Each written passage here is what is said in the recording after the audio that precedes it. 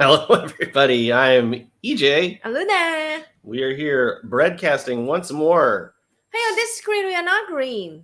Only green on that screen. Well, that screen sucks. That screen sucks. We should never use that screen for exactly color for time. reference. No, it looks totally normal here, right? Great. Yay. Yeah, my dippy doo looks good. My elephant's trunk, as it were. Luna looks pretty dang good. As always. Look at this. Look at this. Waistcoat. Nice waistcoat, Luna. How's everybody doing? We psyched out Kai. Psych! Luna, you look taller than me because you're sitting on the bed. Yes. I don't approve. I want the height, the power. Finally, I'm taller than you somehow. How is everyone doing? Can you see us and hear us clearly? We're still figuring out our setup for this little shoebox apartment. But I think looks okay. I mean, you can see our toilet paper reserves. We're stocked up for the next pandemic. Yes. Even though we don't need them technically because we do have bum guns, they are a nice little luxury. Kay said that it has rained so heavily this weekend over here in Chile that the region has been completely isolated. The rivers are overflowing. Many have lost their homes. Wow. That's pretty awful. Over here in Vietnam, it's been the opposite. Drought. There's been a drought in Vietnam. So, which is pretty rare for Vietnam. Yeah, pretty freaking rare for Vietnam to have a drought. So climate change is definitely rough on everyone. Hey, but it's, at least I am glad that you're fine. Yeah, we're glad you're safe, Kai. Please keep us posted on how things develop there. I usually don't read comments like this, but I'll go right off the bat and say that I completely agree with this. Speaking of fascism, the willing embrace of someone like Dugin from certain Marxists, especially in the West, is surely troubling in its own right. Yes. Completely. There's no argument that can be possibly made. I mean, yes. You're talking about somebody who is avowed fascist, national bolt. Well, I wouldn't even say Nazbolt anymore, like former Nazbolt, current fascist, and just ideologically completely compromised is like the most polite way I could say it. So, yeah, we have no need for people like Dugin and LaRouche and so on. They're virulently anti-communist. Like, what are you kidding me? No, you don't understand. Hold on, I'm gonna prove it to you that I have other PJs. Look.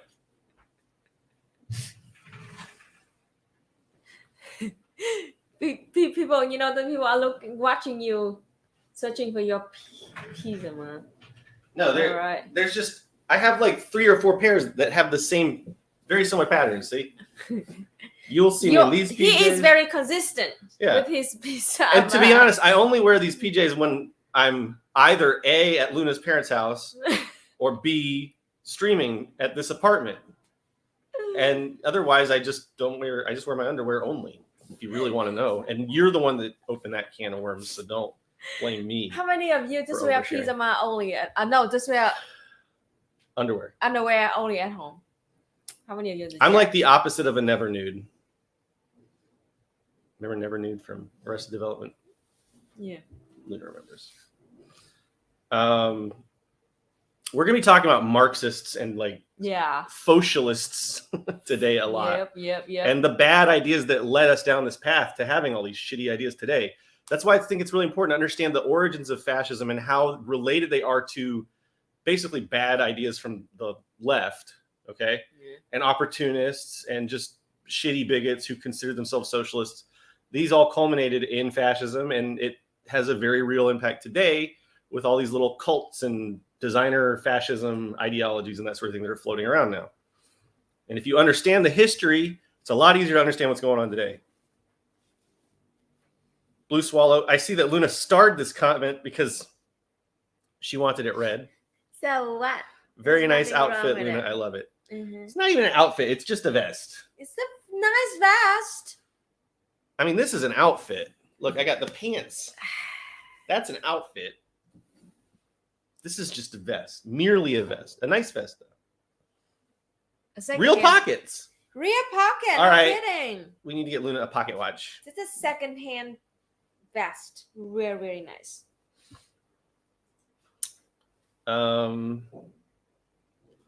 Just checking out the chat, catching up. Okay, I no longer question your PJs. I am certain you have just bad repetitive fashion taste. You know what? I get more compliments on these pajamas. To start that comment. Wait, I know you did, Luna, because you support me so well. But no, I get more compliments on these PJs than anything else I've ever worn on BREADCAST. Yep. So that's why I keep drawing from the same well. Why not? Salami. There's nothing. Hey. Read that. The shaved sides have grown on me, EJ. Well, they're growing in. That's why they're growing on you. I mean, like them as they now. get thicker. I like them now. All right, listen. I'm afraid. Looks look, nice. We're banning. Nice. Thank you. I just got this new pomade I'm trying out. Mm-hmm. It's called Hyper Quiff or something like that. Freaking good. Look at the elephant trunk. So good. If you say that you have things that you agree with LaRouche about, then get out of here. LaRouche was an anti-communist. He beat up black people and communist members in the 60s and 70s. He started a brainwashing program. He worked with the CIA. He's a horrible anti-communist piece of shit. Like there's absolutely nothing. Literally piece of shit. If you want to say like, oh, a stop clock is right twice a day and go cherry pick like maybe the 2 or 3 things he might have said that weren't horrible, that doesn't mean you agree. Like don't frame it like that. Yeah. It's like saying like I don't know. It's not good. It's not good. It's just not good. What could you possibly agree with LaRouche about? And be careful because we will ban you if you're spreading fascist shit. But what could you possibly say? Like, oh, LaRouche had some good ideas. Like he said the worst shit. He was like completely racist against Chinese people.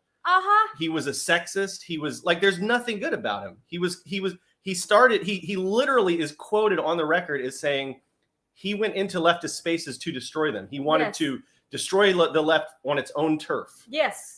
He literally said it. He was a complete psyop and he had nothing of value to contribute. At this point, if you're still unironically like kind of somehow like having any good intention to LaRouche, you're obviously a fascist. I'm sorry.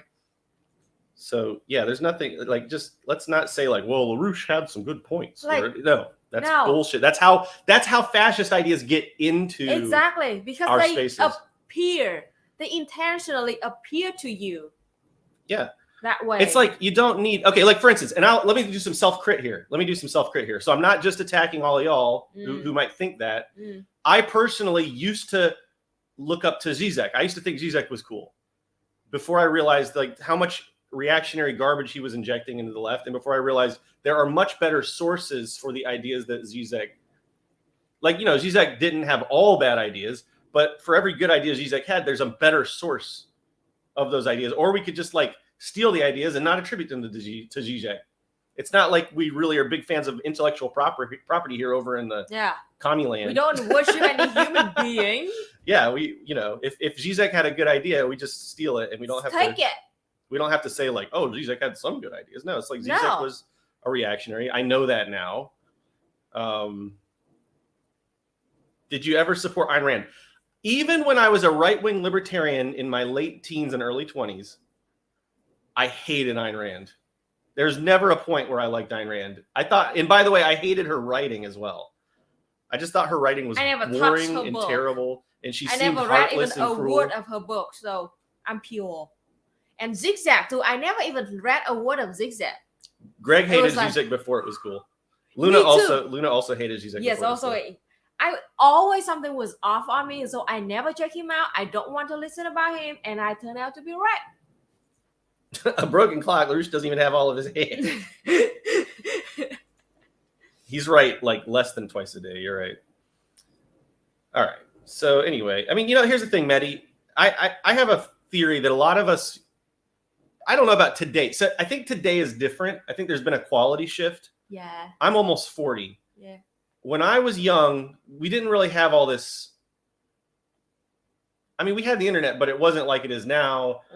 And we didn't have all these like ideas flying around. Mm-hmm. And right-wing libertarian was literally like the only ideology that was ever presented to me that was like against the status quo, aesthetically at least. Mm-hmm. Right. I mean, really, we know that right-wing libertarian is like very much for the status quo.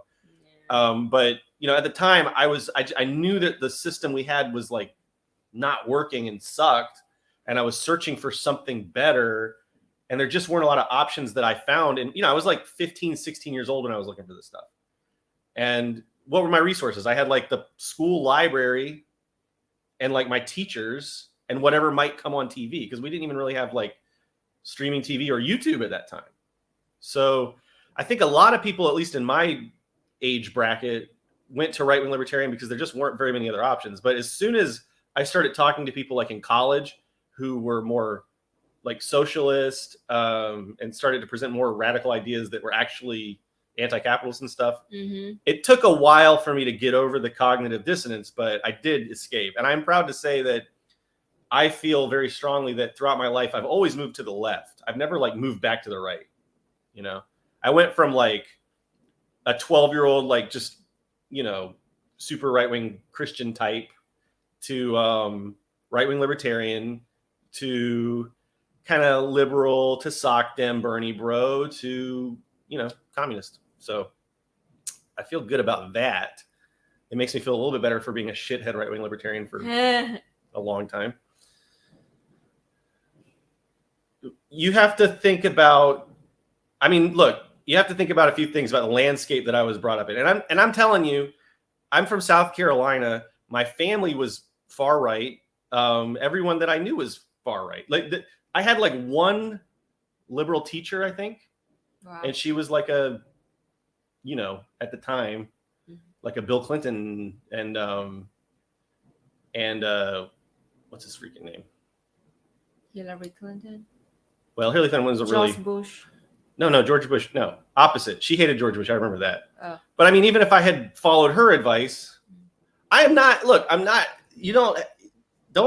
I'm self-critting right now. I'm not saying that like it's excusable or great that I was right libertarian.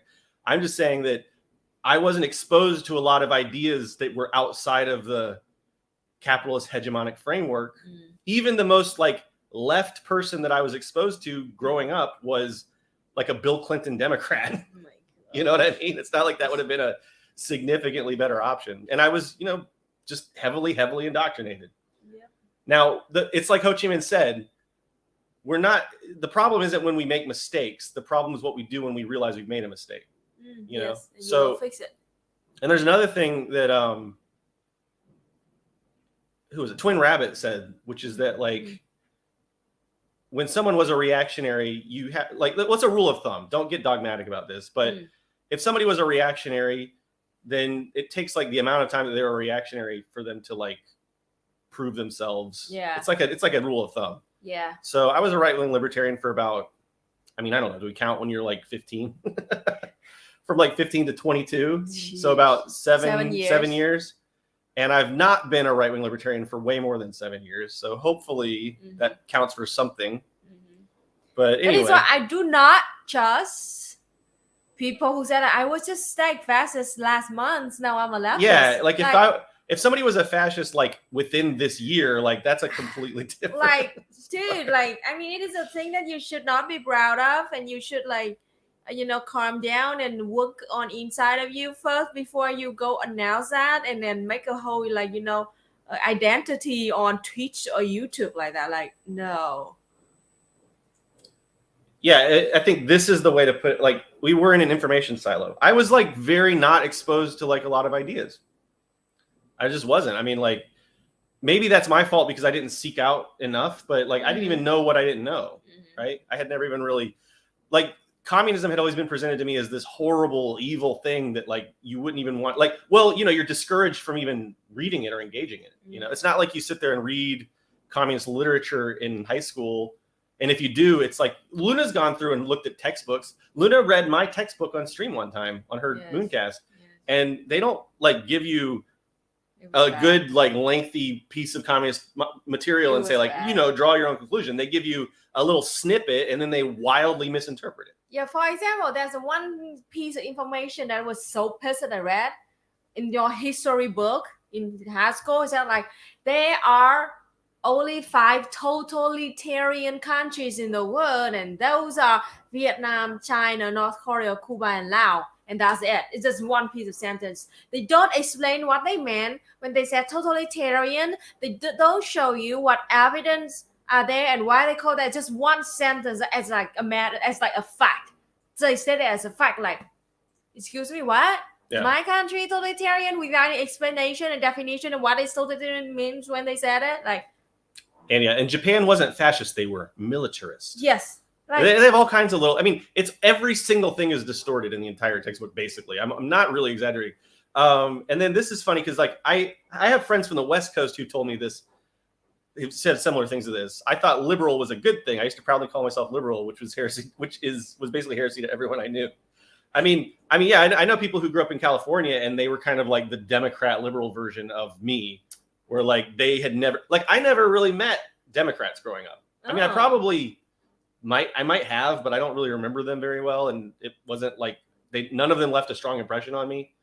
And then I know people who were like growing up in like the Bay Area or whatever, and they never met a Republican until they were like in college or in their early 20s or whatever. So anyway, it's like you do have your little enclaves of ideological silos, but they're always within the confines of, the bourgeois civil society hegemony. But anyway, we are very fortunate, I must say, to be living in this world now in the sense that we have so much better access to information.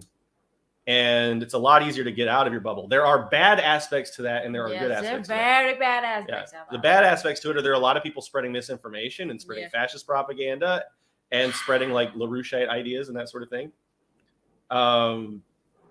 So there are bad aspects, but then there are good aspects. And our job as comrades, as communists, is to strengthen and enhance the positive aspects and negate and reduce the negative aspects, right? That's what we're supposed to be trying to do. Dialectically developing our position to strengthen it while we weaken the positions of others. And part of that is fighting misinformation and teaching people about the history and origin of really shitty ideas that lead to fascism, which is what we're going to be doing today if you stick around. Yeah. Are you from West SC? I grew up around Charleston, in the Charleston area. Goose Creek. Goose Creek. What would you say is an appropriate definition of fascism? We got it for you. I got it for you. I've got it written down. Michael Parenti's definition of fascism. This is what we talked about last week, actually. So this is a good place to kind of catch up. Hold on, let me go find our notes. I hope you don't hear this horrible construction noise. I don't think you can. Don't. Usually this specific terrible sound doesn't pick up on the microphone. Oh my God, come on. Where are my notes, Luna? You lost them. There they are. All right. So we'll share the window. So what's the definition of audio is great. Nice. Nice. Yes. Thank you, how old is this thing? I got this thing. It's one of the first USB microphones you could get. Samson. It's from 2000, old. like, I'm serious, like 2008 or 9. But it was in high school? Yeah, this thing is like 15 years old or something. It's crazy. Jesus. Look at it. It looks really rough. Old and crappy. But it's literally one of the first USB mics you could get, but it's nice. It's solid. Okay. The CO1U. CO1U, USB Studio Condense. All right, let's define fascism for people. So this will be a little catch-up refresher for what we were talking about last week, and then we can jump into what we're going to talk about this week, which is continuing that discussion. I want my screen share to be active again. Present with screen share. Come on. Can't wait till we get our new studio set up. All right, here we go. Let's run through these real quick. Okay. So this is all based on the work of Michael Parenti, who I find to be an extremely astute and keen an analyst. I forgot the word analyst. A really good analyst of fascism. And I believe it works really well with the dialectical materials framework. So there are 3 essential properties of fascism. And when we say essential, we're using the dialectical materialist definition, and it means arising from internal stable relationships. Okay. In other words, it defines what it is as itself. Okay. Yeah. So these are basically things that you're always going to have present in fascism. They are essential to fascism. Yeah. And then you have 5 characteristics. Characteristics are external phenomena. That's things that you can detect. You're not always going to see every one of these phenomena or characteristics. Sometimes you might only see 1 or 2. Sometimes you might see all of them. Sometimes they might be a little bit you might see the same adjusted. phenomenon in different ways. Yeah. And they might adapt the phenomena to specific material conditions or whatever. So anyway, let's go through them. Number 1, fascism essentially is pseudo-revolutionary. Okay? That means it presents itself as a revolutionary ideology. Yes. But it's not really revolutionary. Okay? Yes. It doesn't actually want to change the status quo, but it wants you to think that it wants to change the status quo. Yes. Okay? Number 2 is that it rationally serves the ruling class. In other words, fascism always serves the status quo and the ruling class, and it does so in a way that is rational. In other words, it's trying to preserve the interests of the ruling class, usually capitalists. Yellow parenti emoji. Wow, we have a yellow parenti emoji in the house, folks. That's awesome. Oh, the Twitch custom emojis are coming through in the StreamYard chat finally. Yes. We've been wanting that for a long time. Okay, that's cool. That's cool. All praise yellow parenti. All right. So do we understand so far? If you have any questions, please ask in the comments. We love having questions and trying to answer them. And now everyone in Twitch is just putting out their favorite Twitch emojis. You could share a few, Luna. Just make sure they're apropos. Yeah. Let's see. Okay. And then the number 3 is the irrational mass appeals. So these things all kind of plug together, right? So they are rational in the way fascism is rational in the sense that it serves the ruling class and its interests. It's irrational in the way that it appeals to the working class. And that makes sense, right? Because if you're serving capitalists and you want to get workers on your side, you have to say irrational things. There's no rational argument for supporting capitalism if you're a worker. Yeah. Right? So you have to say weird, irrational, incoherent things. You have to develop. That's why fascism always seems so incoherent and self-contradictory and that sort of thing, because they're serving one master while trying to recruit people whose material interests are completely opposed to that master. Exactly. So so all of these things really fit in together perfectly. It's pseudo-revolutionary. That is why Hitler and Mussolini, even though they use the aesthetic of red flag and the workers' union and things like that, but the over time you can see like their policy, their slogans are like contradict each other. They seem very incoherent, but the point is that like they're doing that to confuse workers to get them support so they can serve the capitalist class. Just like Pol Pot in Cameroon too. Like on one hand they want people to he forced marriage people, and then like trying to like brainwash people, but on the other hand they still appear to people that like to have a superior Khmer people. And then we got a good, so many good questions in the chat. Okay, hold on. I'm going to star a few of these questions. If you asked a question, I'll try to get to all of them, but let's not lose our train of thought. Let's go through the characteristics first. Yes. Okay, so first of all, so these are 5 characteristics or phenomena of fascism. What do fascists believe? Whatever gives them power. Exactly. That's pretty accurate, and that is they do whatever and say whatever. There are interior contradictions of fascism, which I think leads fascism to typically fail eventually. It might take decades sometimes. Yeah. But one of them is this idea that, first of all, if every fascist is trying to accrue power as an individual, then there's a lot of backbiting and infighting and that sort of thing. And we do tend to see that in fascism, especially once the strong leader, Führer type dies or whatever. Then there's usually like a huge power vacuum, and then everyone's trying to fuck each other over.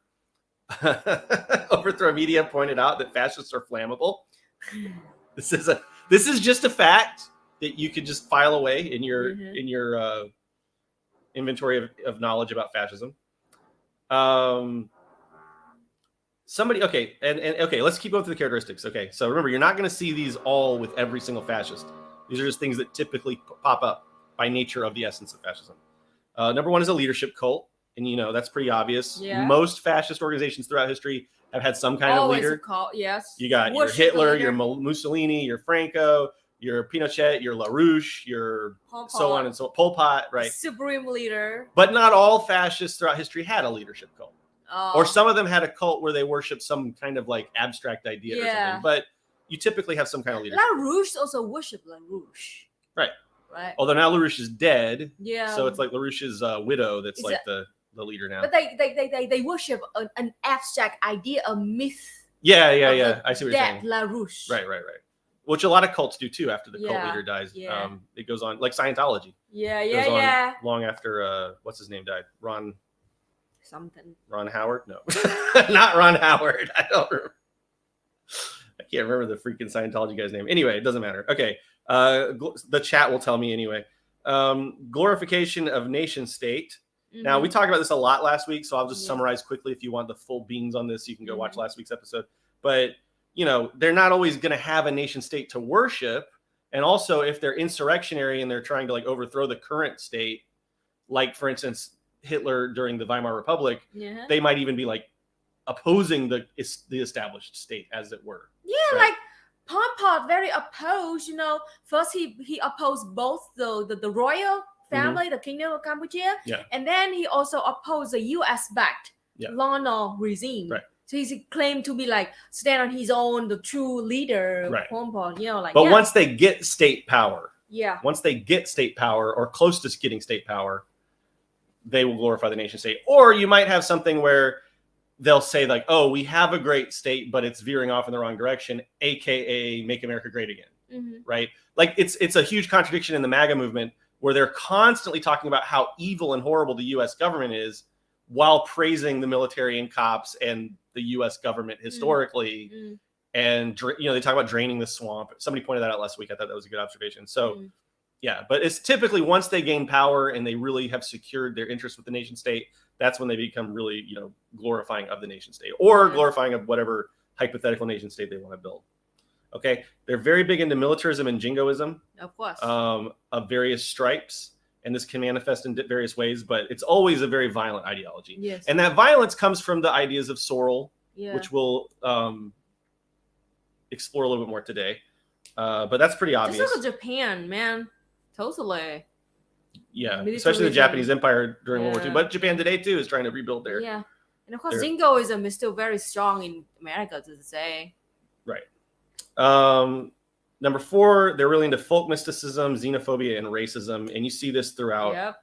I mean, you always see all kinds of... Yep. It stems from Sorel's ideas about mythology to a great extent. And a lot of the idealism of the shitty socialist thinkers throughout history who have contributed. That's why they believe in, the superiority of specific race against the rest of the world. Pseudoscience is a huge element in it. Exactly. I mean, the Nazis constructed this entire fake bullshit history of the Aryan people, which has like no evidence in the historical record. But they would see, like, for instance, they would see swastikas in like the ruins of Troy and swastikas in like Asia, and they'd be like, oh, we had swastikas in Germany. Obviously, it means that the Germans had an empire that spanned the world. That's like the most pseudoscientific, like just silly analysis. But I mean, millions of people in Germany believed it. So, and they did things like the Nazis had seances. They believed in hypnosis and crowd hypnosis and mesmerism and shit like that. They were all about folk mysticism, xenophobia, and obviously racism is easy to understand, wrap your head around. And they had and have a strong opposition to working class movements. They always, and this is the part Parenti points out, historians will talk about the first 4 characteristics, but they don't tend to talk in the West. They don't tend to talk about this 5th one. Yes. But I've been studying a lot lately about the history of fascist movements, and they always get started by fighting and strike breaking and terrorizing communists and anarchists and unionists. And it is a major component of fascism, and it's an nearly essential component. So now somebody asked a question. Hold on, I am unstarring the starred stuff that we've already discussed. Last week you mentioned Bakunin. What were his bad ideas? I mean, what were his good ideas? He was like a wacko for one thing. His whole thing was like, first he wanted to create the secret society to like overtake the International, and then it didn't work. And then Yeah. he also had all these horrible things about, well, something you'll see with like Bakunin and Proudhon and many and Sorel and Bernstein and like lots and lots of other of these like reactionary pseudo socialists, is that they conflated Judaism and Jewish people with capitalism and the state. And you know, one of the reasons that they didn't want a state was because they thought just Jewish people were secretly controlling the state, which is like the the big Nazi conspiracy theory. And in a way, that was a big origin of that conspiracy theory, because it went through Sorel, who created syndicalism, and then that's where Mussolini and Hitler got their ideas. And if you really study the history, you'll see that just a lot of garbage ideas from Bakunin and Proudhon and Sorel and Bernstein and many other in those camps. And that's what we're going to be talking about today. So yeah. Should I answer the next one? I can answer it. Oh, you could just point. So to answer this question, Pol Pot was fascist. Didn't Mao and them support Pol Pot? Long story short, I give you a very brief answer to clear you. Actually, Mao did not support, Pol Pot as the communist regime, because the Pol Pot took power and communist became a regime after Mao died.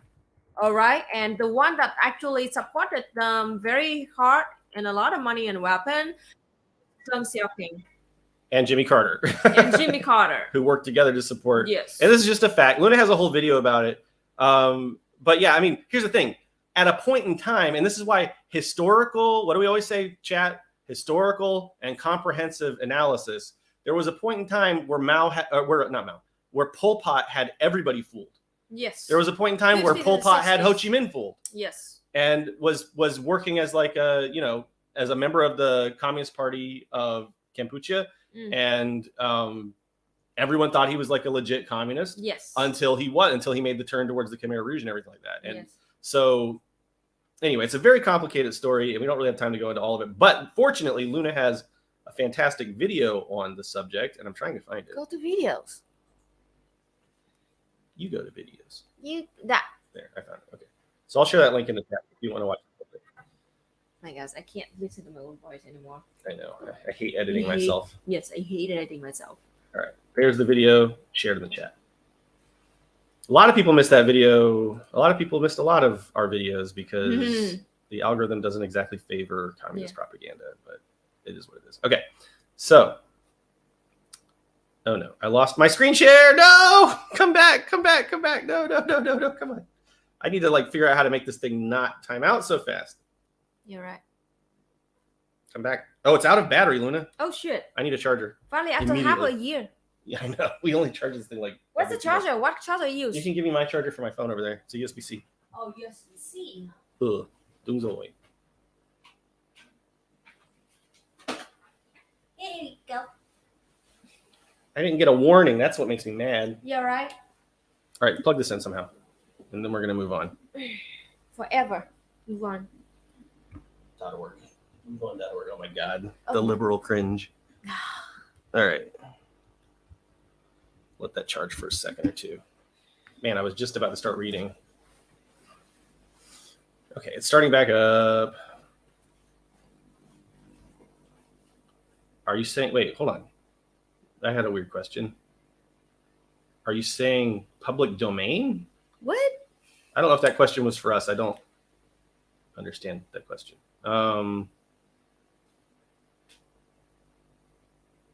Yeah, we're literally going to talk about this, Greg. The Cercle Proudhon and Action Française. Did you know the first proto-fascist movement emerged? Yeah, I have the tabs on this open right now, so we are going to talk about that. Don't worry. Yeah, and so that comes like, okay, Sorel's big influence was Proudhon, and then they created this organization. We'll get to it. I'll go into a little more detail about that later.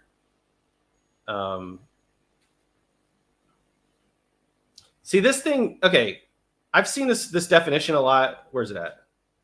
I missed it. I can't find it. Come on. I hate when I see a good chat and then I like scroll past it and I can't find it. Here we go. All right. This is not like a bad idea to ponder and consider, but I don't personally subscribe to this definition of fascism. And I've seen it a lot. Amy Cesare describes fascism as colonialism brought home to the European continent.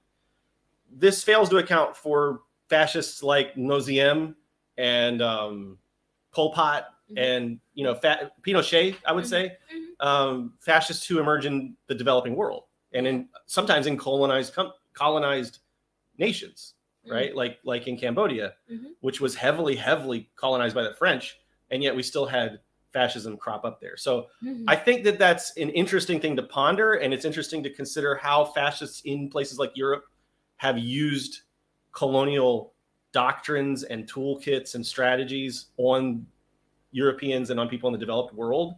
I don't think it's like a completely useless idea. I just don't think that it's an essential definition of fascism the way I see it. And but it is interesting to ponder, you know, and to consider like the ways which, see, I think from talking to some folks, we're actually working on a collaboration, but I can't really let the cat out of the bag yet. But, you know, in trying to define colonialism, it's almost more of like a set of tools and strategies and, for lack of a better term, like doctrine. What we understand, you know, it could be different. And I'm not saying that we are right and you're wrong or anything else.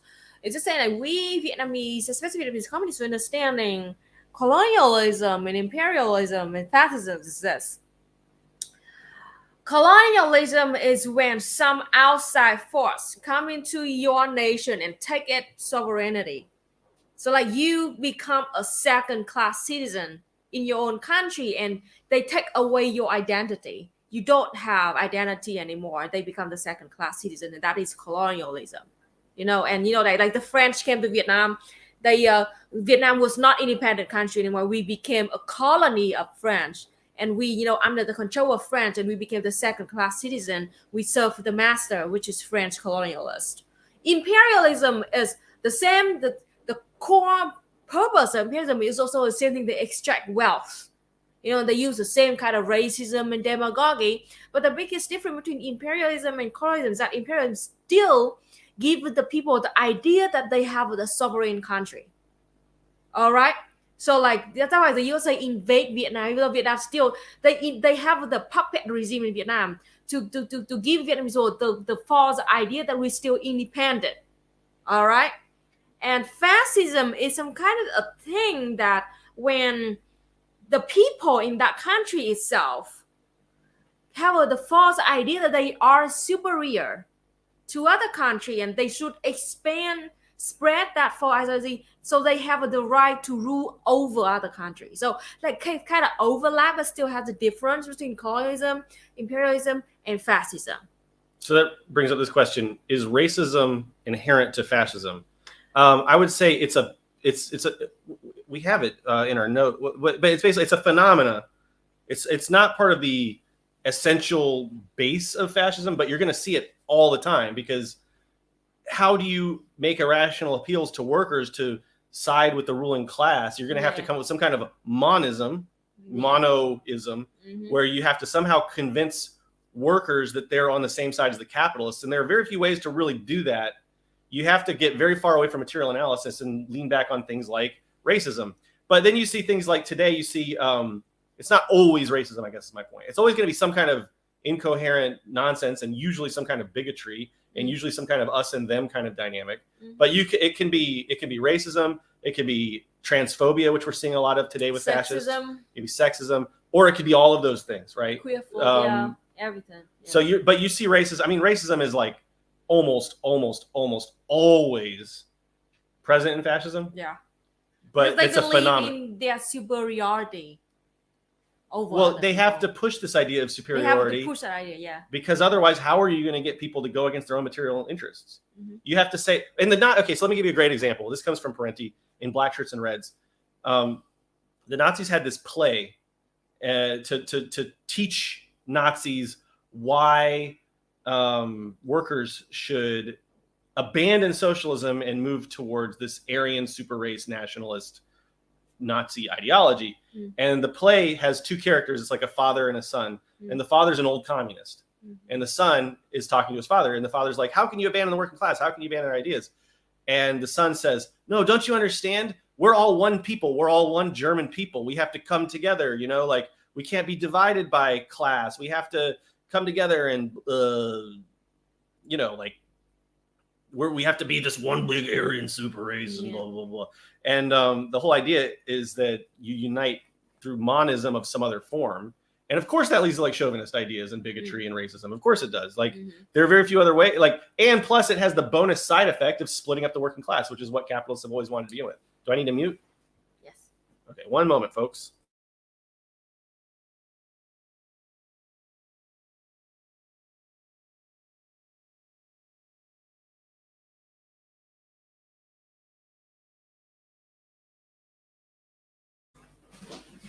So there. Okay, so hopefully that makes sense. I'll go ahead and answer this question while Luna's gone. What other socialist thinkers besides Sorel were fascists inspired by? Any examples? I mean, yeah, I listed a few. Proudhon, Bakunin. Who else did we already talk about? Bernstein. If you're not familiar with Edward Bernstein, he was like a pro-colonialist pseudo-socialist. I would also say more modern examples would be like Daniel Harrington, who founded the DSA. Now, the DSA has changed a lot since Harrington was in power, but Harrington was like Harrington had this whole thing about how he quote unquote opposed the Vietnam War, but he did not want the USA to like unilaterally leave Vietnam. He wanted the USA to like negotiate peace with Vietnam, which basically very heavily authenticated the USA's presence in Vietnam. So in other words, he was like saying that it's not completely bad that the USA was there and we need to just broker peace with Vietnam. It was like a really actually very reactionary position, which was injecting reactionary ideas about Western chauvinism into the leftist thought at the time, back in the 60s and 70s. I mean, there's a lot. There's like, it's uncountable. There's been so many, because I mean, to give you an idea, Sorel's ideas were so big in the early 20th century. They were phenomenally massive. I mean, you could almost compare him to somebody like Hegel in the, in Marx's time, when, with the young Hegelians. He influenced like all kinds of people, including people who I respect and admire. We talked about that last week. So, but Sorel's ideas were so impactful that a lot of them just kind of wormed their way into all kinds of spaces, and unfortunately led to a lot of bad thinking. The same could be said for like Bakunin and Proudhon in the 19th century. And then there's the question that comes up a lot, which is like, were they intentionally reactionary? Were they trying to sabotage, or were they just like led down the wrong path and they had good intentions? And to me, it doesn't matter. I mean, like, materially, the outcome is what matters. So that's what we've got to be concerned with. Did you get something for me? Yes. What is it? It's just a light stand and a light bulb. A light stand and a light bulb. My favorite. All right, have a seat. Come on, join the class. We're teaching and learning from our audience. Okay. Which, no joke, we learn a hell of a lot from our audience. I mean, actually, it was an audience member who tipped me onto a lot of the ideas that we're going to be discussing today. So, this is an interesting thought. Would you say that fascists are obsessed with the idea of normal because they call anyone who falls outside their normal degenerates? Yeah, the whole idea of degeneracy is a Nazi fascist concept, right? Yeah. I mean, and if you want a better framework to talk about bad ideas, instead of saying that, okay, so let's talk about Hitler's ideas about art for a moment to give you an idea, okay? And the idea of degenerate art, which comes from fascist art theory, okay? So the idea that Hitler had was that the Aryan race, the super race of the Aryans, blah, blah, blah, blah, blah, was constantly improving over time, right? And it was like generating higher and higher forms of culture. And the only time it had setbacks is when it got sabotaged by outsiders or by people who snuck in, that sort of thing, right? And so the idea was that art was getting better and better, and you had to keep following this like same progression of art. One of the reasons Hitler hated modern art is because he said it was degenerative, because it wasn't continuing along. This is all bullshit, okay? Obviously. I'm just explaining it to you so you can understand it. He was saying like modern art was like going against the grain of the millennia old progress of Aryan culture, which Aryan culture is not even a thing, right? It's all bullshit. But he so he thought that modern art was degenerative. And then they had ideas about degeneracy with like DNA and, well, I don't know if they didn't know about DNA back then, but genetic degeneracy, where like Aryans had to be pure blooded because if they mixed with other races, they would be degenerate. They would degenerate or whatever. And they had the idea that like disabled people were degenerative to society. And they had this whole idea that like, it really comes a lot from eugenics as well. Yep. Right. Eugenics. So this idea that you can like engineer and guide the genetic progress of humanity. It's all bullshit. Yes. Okay. Yeah, I want to talk about Pol Pot too, because he had like the same kind of core problem with eugenics, but he did in a different way, still very fucking fascistic. So like Pol Pot, he also believed that disease or disability is something like degenerate to command people, to he owns people, right? So the way he wanted to do is like that was why he forced people to marry each other, because like he wants to to what you call it, to have the best gene mixed together. It was crazy way like that. So like he forced he believed like intellectual people to marry people who didn't know how to read and write, beautiful people with ugly people, and then people with like disease and with a strong people. So it's like a very fucked up idea about having good genes to the next generation, to the next generation. Like it's disgusting. But like he also believed in that. And he also believed that the grown up, the more grown up you are, the more less of a pure you are. The environment will toxic your body. So that was why he focused on training like kids for very small age. It's now a better framework, because I see especially on like places like Twitter and Reddit and stuff, I see communists use the word degenerate and stuff, and that's not the right framing or concept to be dabbling in. I mean, just say counter-revolutionary or bourgeois, or be more accurate about what you're talking about. If you're saying that the point is that it's if you're saying that like an idea or a person or whatever is holding back the revolution or supporting the status quo or whatever, that's not degenerate. That is just counter-revolutionary. It's class betrayal, whatever. There's like much better class analysis oriented framings for talking about things that are bad. Because like part of the degenerate ideology, the ideology of degeneracy, is that there's some kind of remember the one point, mysticism and pseudoscience, that sort of thing. Yeah. The idea that there's some destiny, like it's a form of mysticism. It's like we have a destiny as a people, and we have to fulfill that destiny. And anything that stands in the way is degenerative of that destiny. It's very much rooted in this like mystical concept of a monist. I mean, in Imperial Japan, there's the same thing. They create the myth and then they force, they sterilize people that they believe that did not have a good gene. Yeah. So like in Japan in the 40s and even to the 50s, they illegally sterilized so many Japanese people because without their consent, without the family didn't even know about it. It's just like they brought their children sick to the hospital. They came back home and that children never had kids. And then later they found out that the doctors sterilized their children without informing them. Because the fascist doctors believe that this is not a good gene. They should not pass out this gene to the next generation. Yeah. It's disgusting. We should probably do a whole video on this whole concept, because there's like a lot to unpack there. Yeah. And it worms its way into our culture today. There's a lot of eugenicists and just mystical ideas about this kind of shit that we need to. Yeah. Like I said, even I've seen communists use these terms like degenerate and that sort of thing. Yeah, so. Puerto Rican women were sterilized. Native American women. Indigenous people in North America were sterilized like up until I think the 90s, if I'm not mistaken. Yeah, I just talk about it. Yeah. Puerto Rico. Oh no, you lost my comment that I was about to read. Oh, shoot. I don't know where it went. Okay, I found it. I wish there was some more. Star a comment. If I have a comment up, star it. We've had this conversation. I'm starting. We need procedure and policy. I'm starting. All right. I wish there was some more resources of understanding fascism in Asia, like Luna's talking about in Cambodia or even Imperial Japan. Guess what?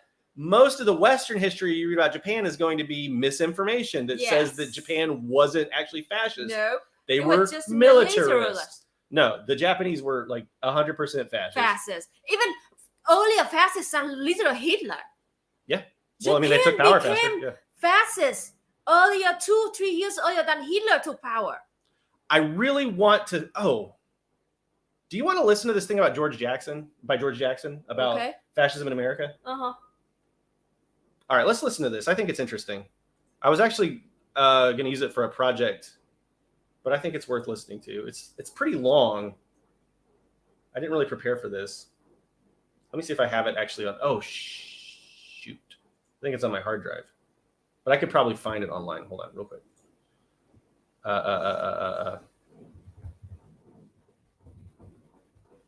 Shit. Oh my God. Hold this for a second. Native American women in Canada as well were sterilized and often disappear, never to be seen again. Yes. Yes, this is truth. I mean, fascism is a kind of term that, you need to look at from, if you're non-white people, you need to look at from the perspective of, if you're white, you need to look from the perspective of non-white people. So, for example, if you are American, especially white American, you might not be able to see how the USA is fascist because it doesn't happen to you and your people, right? But if you look at from the perspective of, indigenous people, for example, Hawaiian people, of Native American people, it is a literal fascism, or Puerto Rican people too, in the sense that like they are being forced to erase their identity is being erased. They are treated as second-class citizens. They are being tortured and murdered in their own homeland, and they are bearing racism nearly every single day. And sterilization, eugenics, and also like their homeland is being occupied, and it's like that. From the perspective of non-white people, of indigenous people, what the government of USA right now is fascism, because they're literally killing their people, erasing their identity, and treating them with severe racism, sexism, and treating them as second-class citizens. All right, I found what I'm looking for. How long is that? It's 8 minutes and 30 seconds long. All right, I'll tell you what. Here's my idea. Because what I'm going to do, because also the recordings of George Jackson are very low quality because they were recorded by like tape recorders in prison. Oh. So one of the things I'm doing is I'm trying to clean that up for a project I'm working on. So what I'm going to do is while I'm editing that this week, I will clean it up and I will cut out the portions that I think are relevant to what we're discussing about, and we can listen to that next week. But I'm going to leave the link to it here in the chat. So if you want to listen to it now, you can. And I'll just really quickly kind of summarize what George Jackson's point was, and we can talk about it more next week because we haven't even gotten to the reading yet. So anyway, so what George Jackson argues, and I haven't really processed this too much because I just started like really investigating this, but George Jackson argues that the USA is in a much later stage of fascism than like the Third Reich was. Yes. And that the Gestapo and the concentration camps and all that sort of thing are like an earlier form of fascism. Hitler looked at America as his model for his Holocaust, 100%. Yeah. He looked at the way that, the extermination of indigenous people in the USA and that sort of thing as a model. Yeah, yes. 100%. So anyway, his point was that the USA was in such a late stage of fascism that it didn't need all of those like institutions because it already had secured power and ideologically controls the people. Yeah. It so successfully controlled the people that most people who benefit from it don't even think that it's fascist. Yeah. But anyway, I think it's an interesting concept to that we can discuss a little bit more next week. George Jackson, by the way, if you're not familiar, was a communist who was imprisoned first at the age of 15 and more or less continuously until the age of 29, and managed to organize and build a communist movement in prison and educate prisoners, and also had a lot of interviews with journalists while in prison, wrote books, and unfortunately died during an uprising in San Quentin penitentiary prison. But anyway, interesting person, and we'll check that out more next week. So let's move back to, we're almost an hour in, so let's get into our reading that we've already got planned. Jet screen. All right. We're not going to read much more of this article, by the way. I will kind of summarize the ending and what I really disagree with the author about. I really wanted to just give like the introduction. So I'll go back a little bit. We're talking about George Sorel and the ideas that he had that led to the formation of fascism by Mussolini. So long story short, Sorel was a Marxist originally.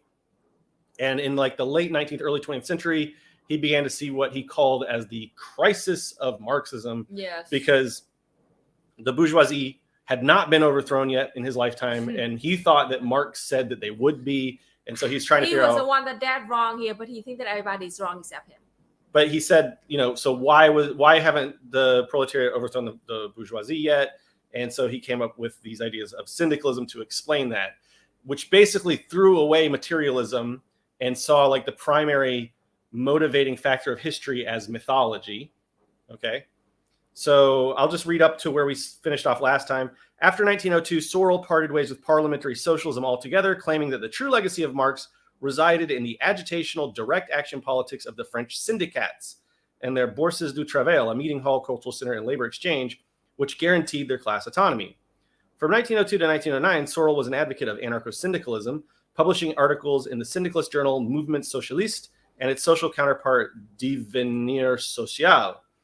During this phase, Sorel became enamored of the anti-rationalist philosopher Henri Bergson and regularly attended his lectures at the Collège de France. Subsequently, he adapted Bergson's critique of scientific determinism and his alternative theory of creative intuition to his own radical revision of Marxism. Bergsonian thought, in conjunction with that of Vico, inspired Sorel's interpretation of the syndicalist general strike as a myth that would awaken the intuitive capacity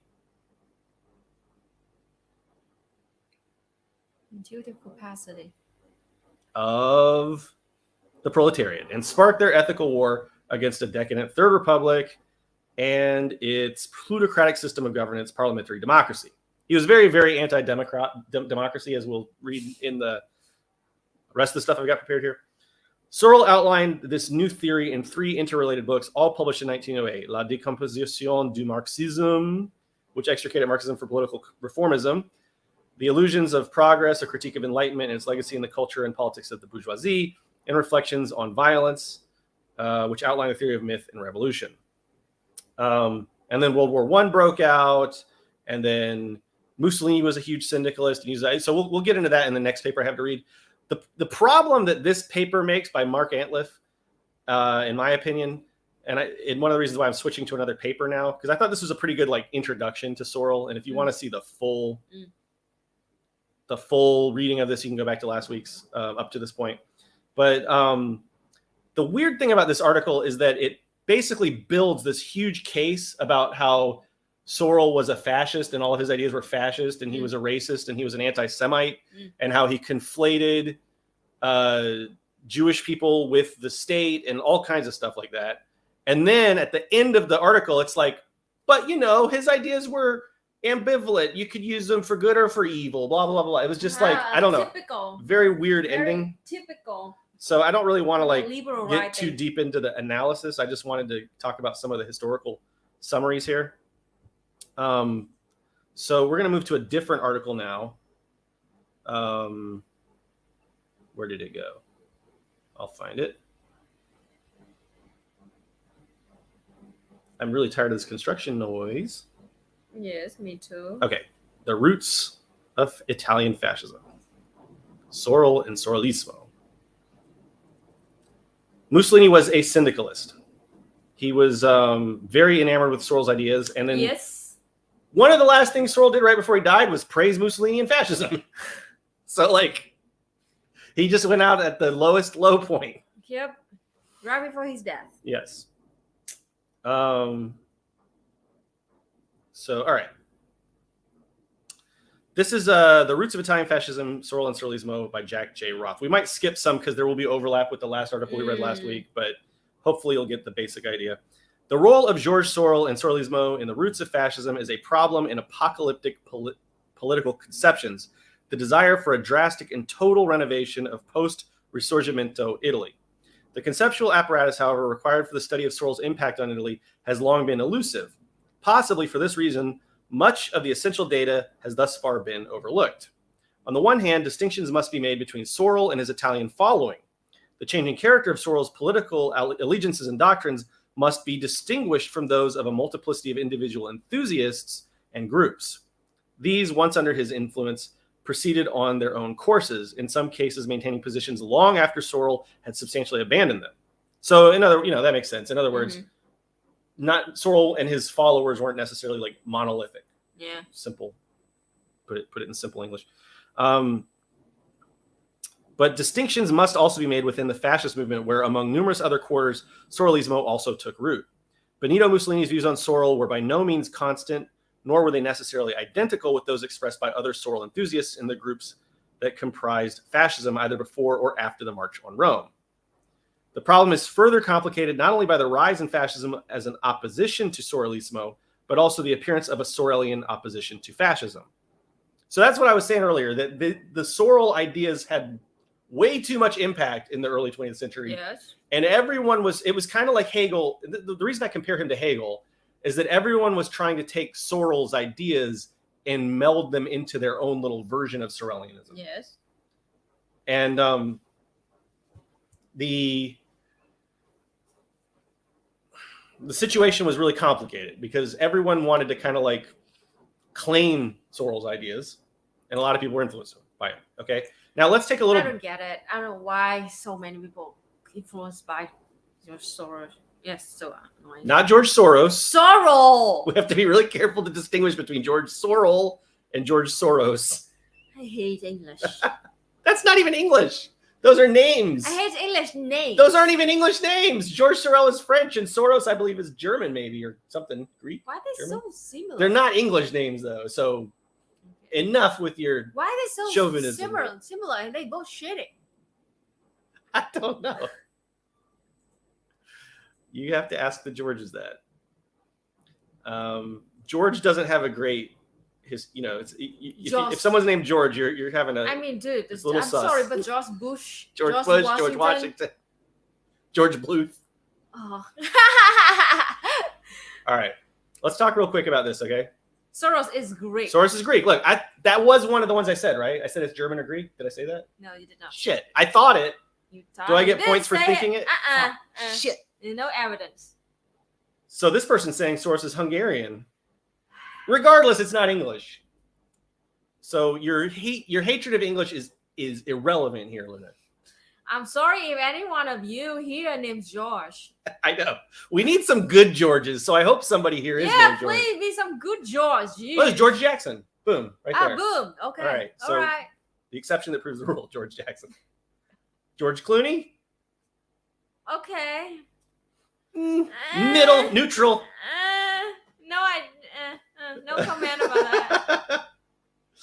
George Clinton, Softboy Social Club. By the way, hey, Softboy Social Club. Hi, Dan. Please talk to me soon. We need to talk. I talk. feel bad. I will explain all of my errors and all of the wrongnesses of my ways later. But anyway, I hate the West. Luna Oi 2007. I think you were saying that long before 2007. Okay, let's read about the Cercle Proudhon real quick. You have to understand this too, I think, to really wrap your head around what's going on. Okay, so this is a little summary. The Cercle Proudhon was founded in late 1911 as an amalgam of several seemingly contradictory ideologies. Revolutionary syndicalism inspired by Georges Sorel, a socialism borrowed from the anarchism of Proudhon, and the nationalism and monarchism of Charles Maurras, who was among the founders. It published a review, the Caractères du Cercle Proudhon, from 1912 to 1914, its objective being, according to one of its founders, Georges Valois, to provide a common framework for the nationalists and anti-democrats of the so-called left. Keep that in mind. Common framework for the nationalists and anti-democrats of the so-called left. This sounds so much like a lot of the bullshit you see today in all of the weird little fake left cults out there. Okay. Another important, I mean, look, just being like the leftists, like where do we hear that all the time, right? Another important member, Edward Berth, wrote under the pseudonym of J. Darville that the dual revolts of syndicalism and nationalism would result in the complete driving out of the regime of gold. What? Hold on, I'll tell you what that means later. And triumph of the heroic values. Heroism is a big thing with Mussolini, by the way. Yeah. The heroic values over the ignoble bourgeois materialism under which today's Europe is suffocating. Opposed to the Third Republic or any republic and plutocracy, often defined as Jewish. No, I'm serious. This is a huge thing with these people. And it goes back to Bakunin and Proudhon, okay? These ideas didn't just come out of a vacuum. They thought that the state and democracy and Jewish people were all like one thing to be fought, and they were incredibly anti-Semitic. Okay, they were fiercely anti-intellectual. Its members, intellectuals, all not only, yeah, that's a funny thing too. And again, it reminds me of these fake, like pseudo-communist cults we have now. They're super anti-intellectual. Yep. But they are themselves intellectuals. I mean, they're making all their money off of writing and speaking and stuff, right? Not only came originally from the right and left, they were in later years to meet diametrically opposed fates. Throughout his life, Valois was to waver between the extreme right and the extreme left, and was to die in a Nazi concentration camp. So again, when you play around with fire, you will get burned. Yes. When you pal around with Nazis, MAGA communism, you're going to eventually get turned on, okay? Berth, a friend of Sorel's, was to become an outspoken supporter of the Bolsheviks and the October Revolution. Charles Maurras would collaborate with the Nazis and was found guilty of high treason after the liberation, spent most of the years until his death in 1952 in prison. So that's a little super brief summary. And if you want to get an idea of what these people were thinking, I'm going to read some excerpts from this, and I want you to understand that what we're reading is essentially like basically fascist propaganda. So yeah, keep in mind that this is not good. Propaganda. And I don't usually read this kind of shit on stream, but I want you to understand where these ideas evolved from. Okay. Yeah, we have a saying in Vietnam that you need to understand yourself and you need to understand your enemy, because once you understand yourself and your enemy, you will win every battle. So this is the declaration of the Cercle Proudhon, okay? This is like their manifesto, basically. The Frenchmen who have met to found the Cercle P.J. Proudhon are all nationalists. So this is like right-wing chauvinist nationalism. Yes. The patron they chose, and this comes from Sorel, by the way. Sorel suggested that nationalism was important for the 2 minutes, mythology of the working class. I confirm you that this is a fascist propaganda. The patron they chose for their assemblage had them meet other Frenchmen who are not nationalists, who are not royalists, and who joined them to participate in the life of the Circle and the editing of the Cahiers. So it's an alliance. It's the name of this group. Oh, okay. So listen, it's an alliance between people who are right-wing nationalists and monarchists, and people who aren't. Yes. You might say it's a little red, a little brown. Red, brown. Okay. The initial group, of course, is made up of men of varied origins, of different conditions, who have no common political aspirations, and who will freely expose their views in the Cahiers. I bet they debated a lot, don't you think? Bet. They must have had so many debates. Yeah, right. But Federalist Republicans, integral nationalists, and syndicalists, having resolved the political problem or cast it from their thoughts, all are equally interested in the organization of the French city in accordance with the principles taken from the French tradition that they find in the Proudhonian oeuvre and in contemporary syndicalist movements, and all are in agreement on these points. So this is what they could agree on. Yes. Democracy is the most serious error of the past century. If we want to live, if we want to work, if in public life, this is from Sorel. If we want to possess the highest human guarantees for production and culture, if we want to preserve and increase the moral, intellectual, and material capital of civilization, it is absolutely necessary to destroy democratic institutions. Oh, okay. So 100% opposed to democracy. Absolutely, yes. Ideal democracy is the most foolish of dreams. Historic democracy, realized in the colors that the modern world knows it under, is a mortal illness for nations, for human societies, for families, for individuals. Brought among us to establish the rule of virtue, it tolerates and encourages all forms of license. Theoretically, it is a regime of liberty. Practically, it hates concrete, real liberties, and it has surrendered us to great companies of thieves. Now, I want to be careful to make you understand. They're not talking about bourgeois democracy. Yes. They're talking about democracy All as a kinds of concept. democracy. They were opposed to representatives in labor unions. Yes, they think that representatives is oppression. Yeah. All kinds of democracy. So we, the communists, we are building socialist democracy, and according to these people, it needs to be destroyed too. Yes. Democracy lives on gold and the perversions of the intelligence. Believe me, that lives on gold. That's an anti-Semitic dog whistle. Yeah, man, this sounds like it came out of the mouth of Fox News host. Well, look at Tucker Carlson and how he has managed to fool so many people who think of themselves as leftists today. Yes. I mean, I'm telling you, that's why you need to understand how this stuff originated. Yes. Because it's very much still alive today, these horrible ideas. We will fight mercilessly against the false science that serve to justify democratic ideas and against their economic systems, blah, blah, blah, blah, blah. Okay? This part's really important, too, to understand how the fascist ideas emerge from it. We'll fight mercilessly against these false sciences of democracy and the movements that restore the freedoms of French in the forms appropriate to the modern world and which allow them to live by working with the same satisfaction of their sense of honor as when they die in combat. Oh my gosh. So, Cercle Proudhon comes out of a Sorelian framework. And then we have, if you don't believe that comes from Sorel, here's another article from the Cercle Proudhon about Sorelian ideology, Sorel and Social Architecture, by Georges Vallat, one of the Cercle Proudhon leaders.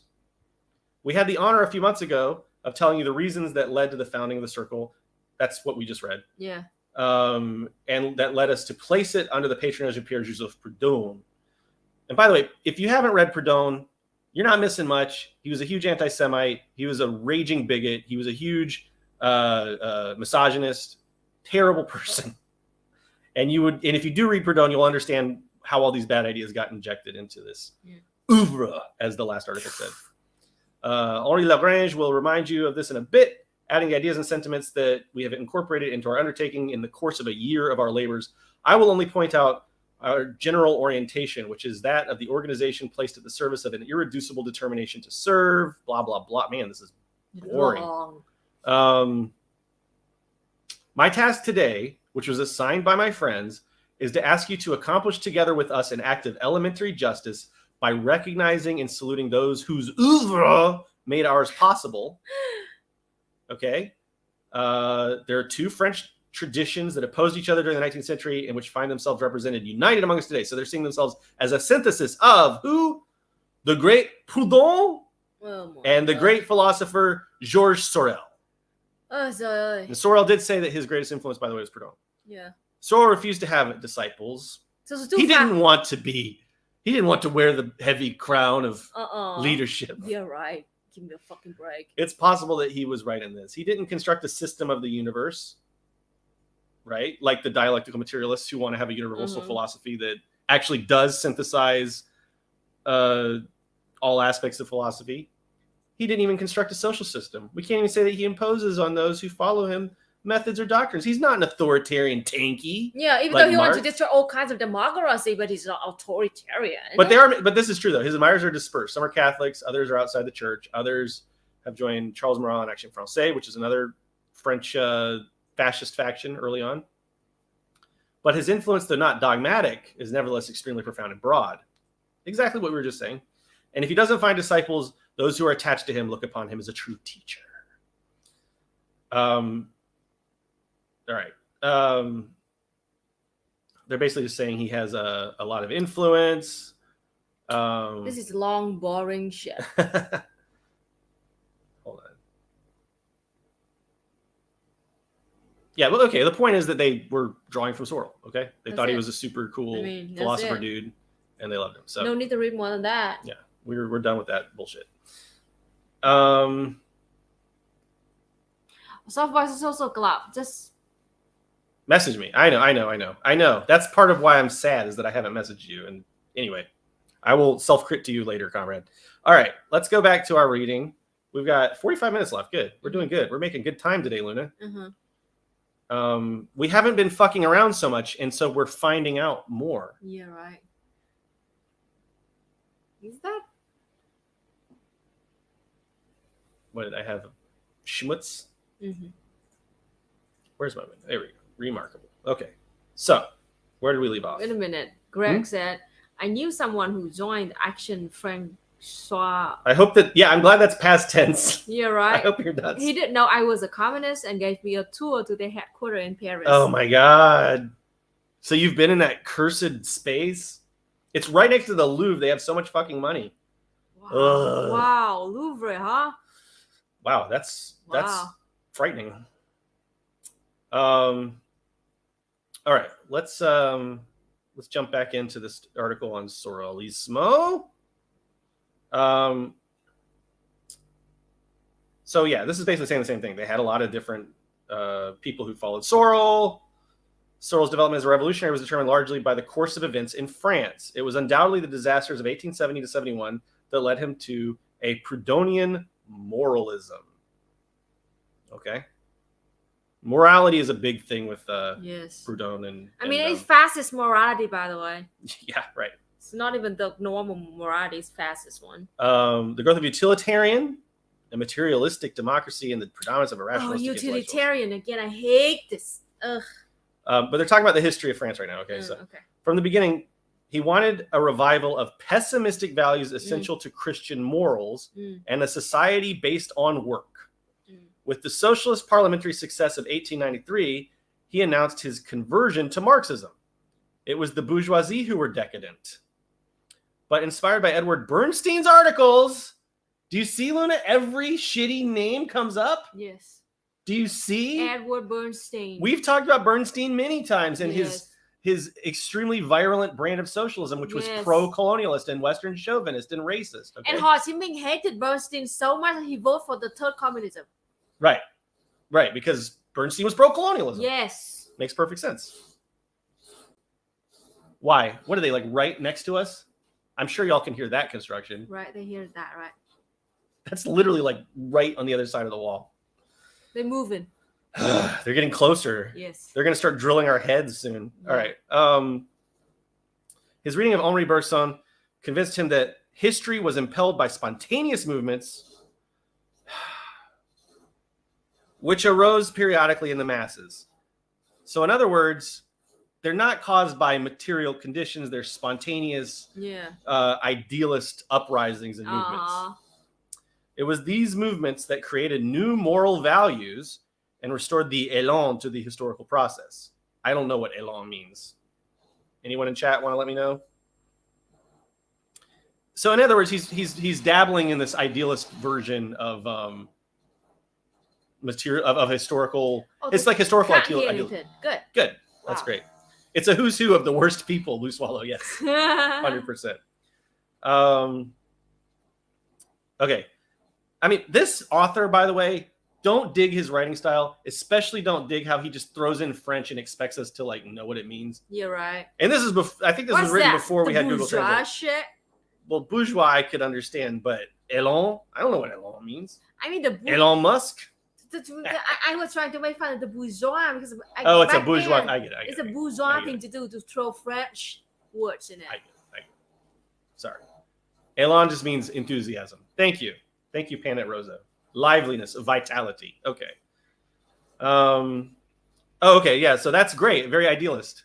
It is. Listen, because what they say is, these spontaneous movements created new moral values and restored vitality and enthusiasm to the historical process, which is a very idealist way of looking at things, right? Turning into a cocoon again. It's like, Luna's cocooning. In 1898, he published L'Avenir Socialiste des Syndicats, a study that won attention, especially in anarchist and syndicalist circles. The syndicalist movements in France was for him the authentic manifestation of the revolutionary proletariat.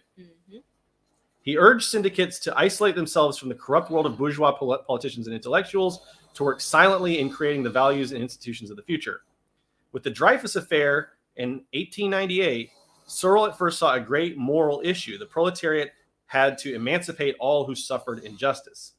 But after the great Dreyfusard electoral victory in 1899, the defenders of Dreyfus, he thought, displayed the same selfish immorality as their opponents. Wasn't the Dreyfus affair like a bribery scandal?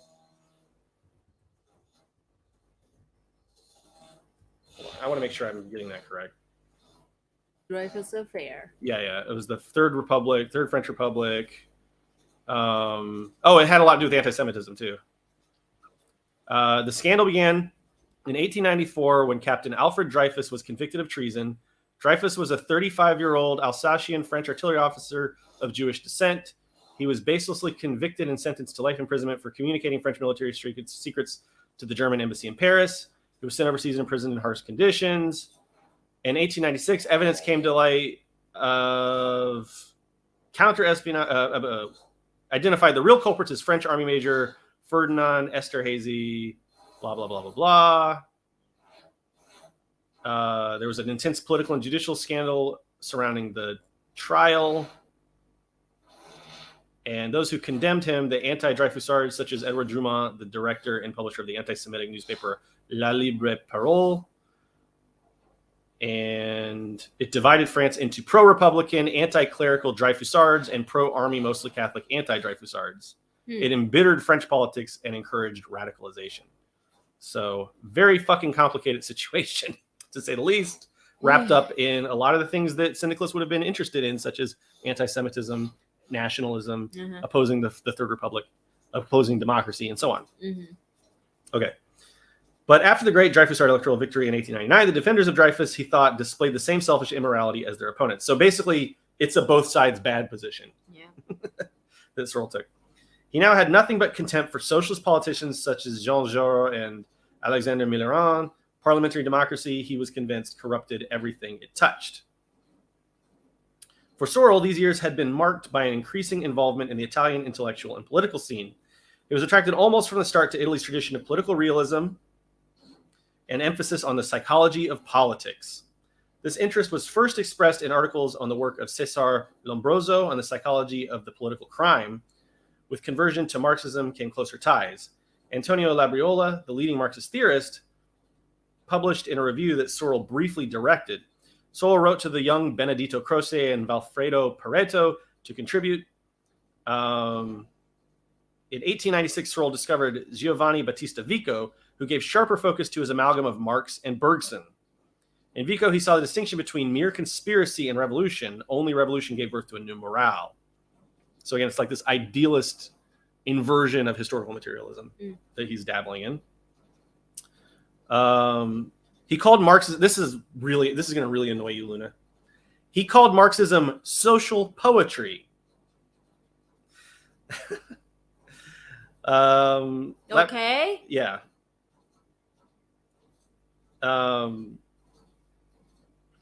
But Italy seemed to him the only country where the critique of Marxism was serious. So he's searching around all over the place for like critiques of Marxism. Italy, he wrote, has been an educator of Europe. She could well assume that role once again. And unfortunately, Sorel's prediction was true in the worst possible fucking way. By 1903, Sorel was convinced that only a catastrophic revolution could bring a ricorso. By now, also, he had acquired a following modest in France, but substantial in Italy. Revolutionary syndicalism was first to have Sorel's support. The syndicalist movement had appeared in France and Italy in the 1890s, and the Confédération Générale du Travail, founded in 1903, and the Segretariat National de la Résistance, established the preceding year. Revolutionary elements were at first dominant. From 1903 to 1910, Sorel attempted to explain to militants and to the public generally the historical potential of these movements. In France, his articles dominated Hubert Lagardelle's Mouvement Socialiste. I'm going to skip ahead a little bit. Ami said, poetry is an insult I to take as compliment. True. Yeah, I mean, the idea that what Sorel and these other contemporaries were doing was basically just like jettisoning the materialism of dialectic materialism and Marxism, and just like embracing the vibes that they vibed with. And this is called subjectivism, and it is another big part of the Sorelian oeuvre. Okay, and it's a big problem we have today on the left with these vibes-based communists and anarchists, especially on social media, where they're not engaged in the material for their analysis. They're not engaged in the material in terms of praxis. They're just vibing their way into their political identity. Yeah. And that's a huge fucking problem. Mm-hmm. And that's something that basically all these people are doing with Marx. They're like, oh, it's poetry, it's beautiful, but we don't need to like actually take the materialism of it seriously. As a revolutionary movement, Sorel saw in syndicalism something similar to primitive Christianity. It was motivated by, this is the important part, a revolutionary myth. The myth was born of the loves, fears, and hatreds of the group. Its adherents felt themselves an army of truth fighting an army of evil. Okay? Like Lord of the Rings, like Harry Potter. This is like the Harry Potter liberals where they compare any political situation like, oh, Trump is definitely Slytherin. Oh my gosh, yes. Gosh. He was in syndicalism. The myth of the proletariat was that of the general strike, an apocalyptic vision of the day the detested bourgeois regime would be destroyed. Now, you could also think of this as a sort of millennialism. In other words, a cult of the apocalypse, right? Yeah. So the whole idea is that when the revolution, and you see this in the left a lot now, like after the revolution, things are going to be so great. The whole world's going to be transformed in an instant. It's like the throw the communism switch kind of thing, right? So the whole idea is you talk up this idea of the general strike, you build this mythology in the working class of the general strike, and you make them think dogmatically that the general strike is the silver bullet, the magic solution that's going to solve all the problems. Mm-hmm. That's the mythology that Sorel suggested that the working class builds. This sounds like Jordan Peterson's latest video claiming Marxism is a religion. I mean, people can treat Marxism as a religion for sure, yes, but it's not inherent. Like Marx and dialectical materialism and that philosophy is like whatever the opposite of a religion is. It's a very materialist grounded philosophy. Those dogmatists treat Marxism as religion. Right. The technique of the movement was violence, the refusal to compromise in word and deed. He noted that the anarchists in the syndicalist movement had taught the workers not to be ashamed of violence. Class war had the same moral value as war between nations. You gotta remember also, this is the time where the anarchists were really heavily engaged in propaganda of the deed. I have a whole video on that if you want to watch it. But there was a lot of the use of explosives. I'm trying to be careful with what I say for the algorithm and so we don't get content restricted. And other tactics similar to that. Class war had the same moral value as war between nations. Even certain criminal acts were proper if they were clear expressions of class war. And proletarian violence, he speculated, might restore in the bourgeoisie something of its former energy. As a revolutionary order, Sorel saw syndicalism impelled by a morale, idealism. They were propelled by morality. A new value system would emerge from the revolution. It would inspire the perfection of machinery and the advance of production. The organization of syndicalist society would be determined by the needs of production. Syndicalism would be a society of producers. It's also getting very close to like Ayn Rand ideology. The technique of the new order would be the creation of a society of heroes of production. Mussolini later wrote about heroic capitalism versus, I don't remember the word he had for it, but like degenerate capitalism. And there was this idea that there was like a heroic stage of capitalism and that, Italy had moved into a non-heroic form of capitalism. So this whole idea of heroism is very important because it's all about mythology. It's all about setting up good and evil, angels and demons, heroes and villains. Yeah. Very black and white way of looking at society. It's not, you will note, dialectical in any sense. Because it's not talking about how these relationships define them. It's talking about this metaphysical opposition, good versus evil. That is not a dialectical way of looking at the world. By 1908, Sorel was convinced that French syndicalism had been hopelessly compromised by reformism, but the future of the Italian movement was still uncertain. Among an intellectual elite sympathetic towards syndicalism, his work had been acclaimed and widely discussed, which we've already talked about to death, so we'll move forward. In Sorel's work, Pareto praised the concern for reality and the rejection of empty humanitarian declamations. But the syndicalist movement, he wrote to Sorel, might someday be transformed and reappear under another name. Maybe fascism? Uh-huh. Could it be fascism? Is anyone here old enough to remember the church lady? Could it be Satan? I need to show you this. Okay, anyway. Yeah, he wrote to Sorel, might someday be transformed and reappear under another name. Roberto Michels, the Italianized German who also corresponded with Sorel, was drawn especially to his conception of a proletarian elite. But it was in a variety of anarcho-syndicalist, syndicalist, and even socialist newspapers and reviews that Sorel produced his greatest impact. So he had a lot of impact in newspapers. The most devoted of Sorel's disciples here was Enrico Leon, Sergio Panunzio, and Emmanuel Longobardi, all academicians. Mm-hmm. They were anti-intellectual, but they were all intellectuals. They're anti-intellectual. And of course, the young Mussolini also appeared. Mussolini was a revolutionary socialist who did not accept the specifics of syndicalism, but he proclaimed repeatedly his adherence to Sorel's catastrophic revolution and morale of producers. The Devenir Social was established by Leon and the journalist blah, blah, blah.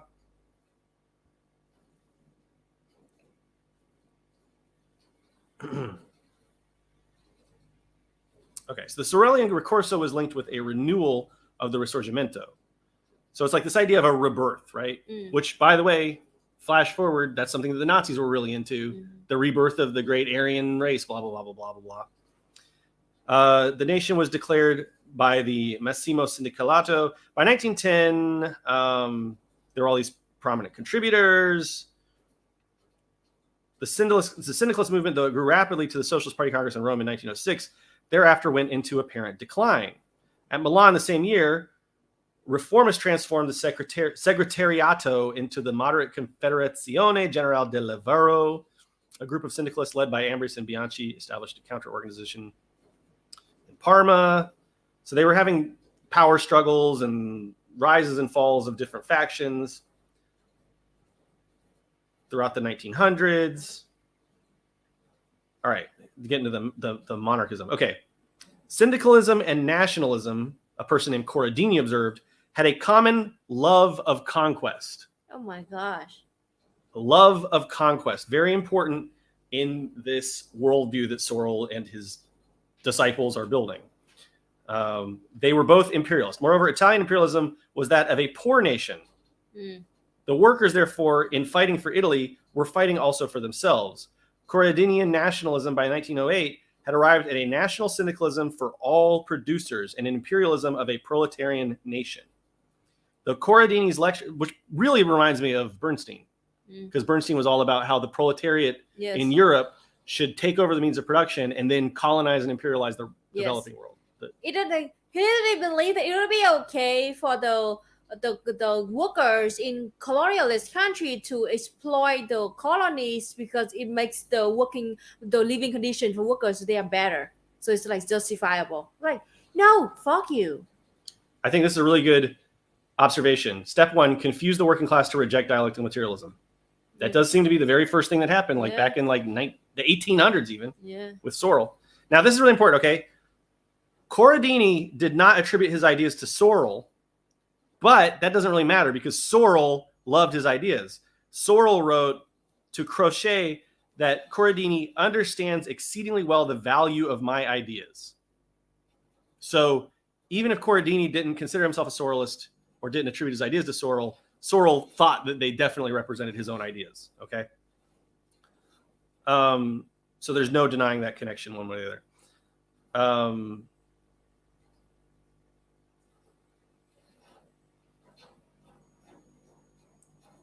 All right. In France, he and his largely monarchist disciples established. Yeah. Okay. Action Francais. Okay. This is where I wanted to get. This is what national.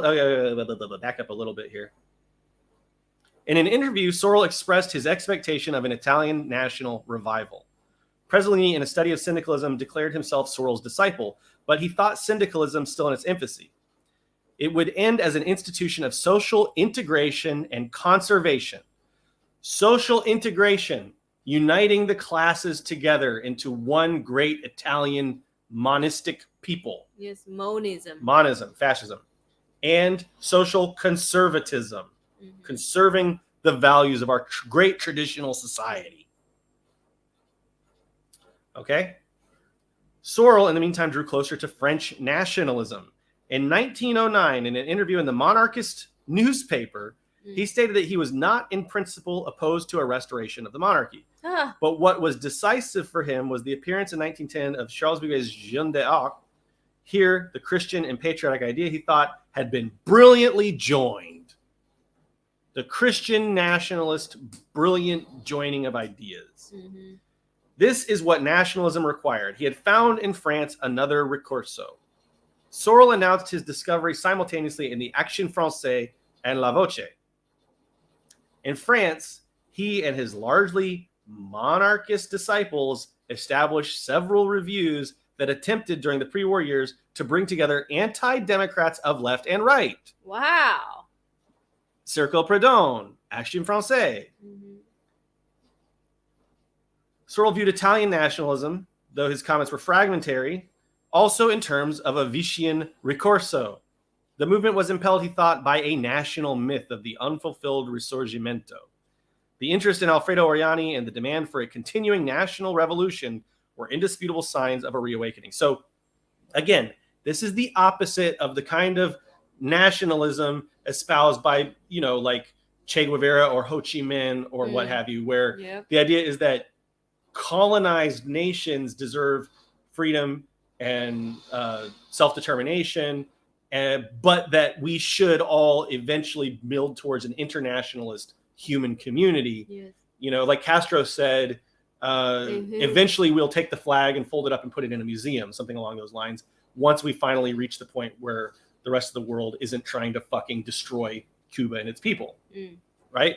That is a sort of liberatory internationalist form of quote unquote nationalism. Call it what you will.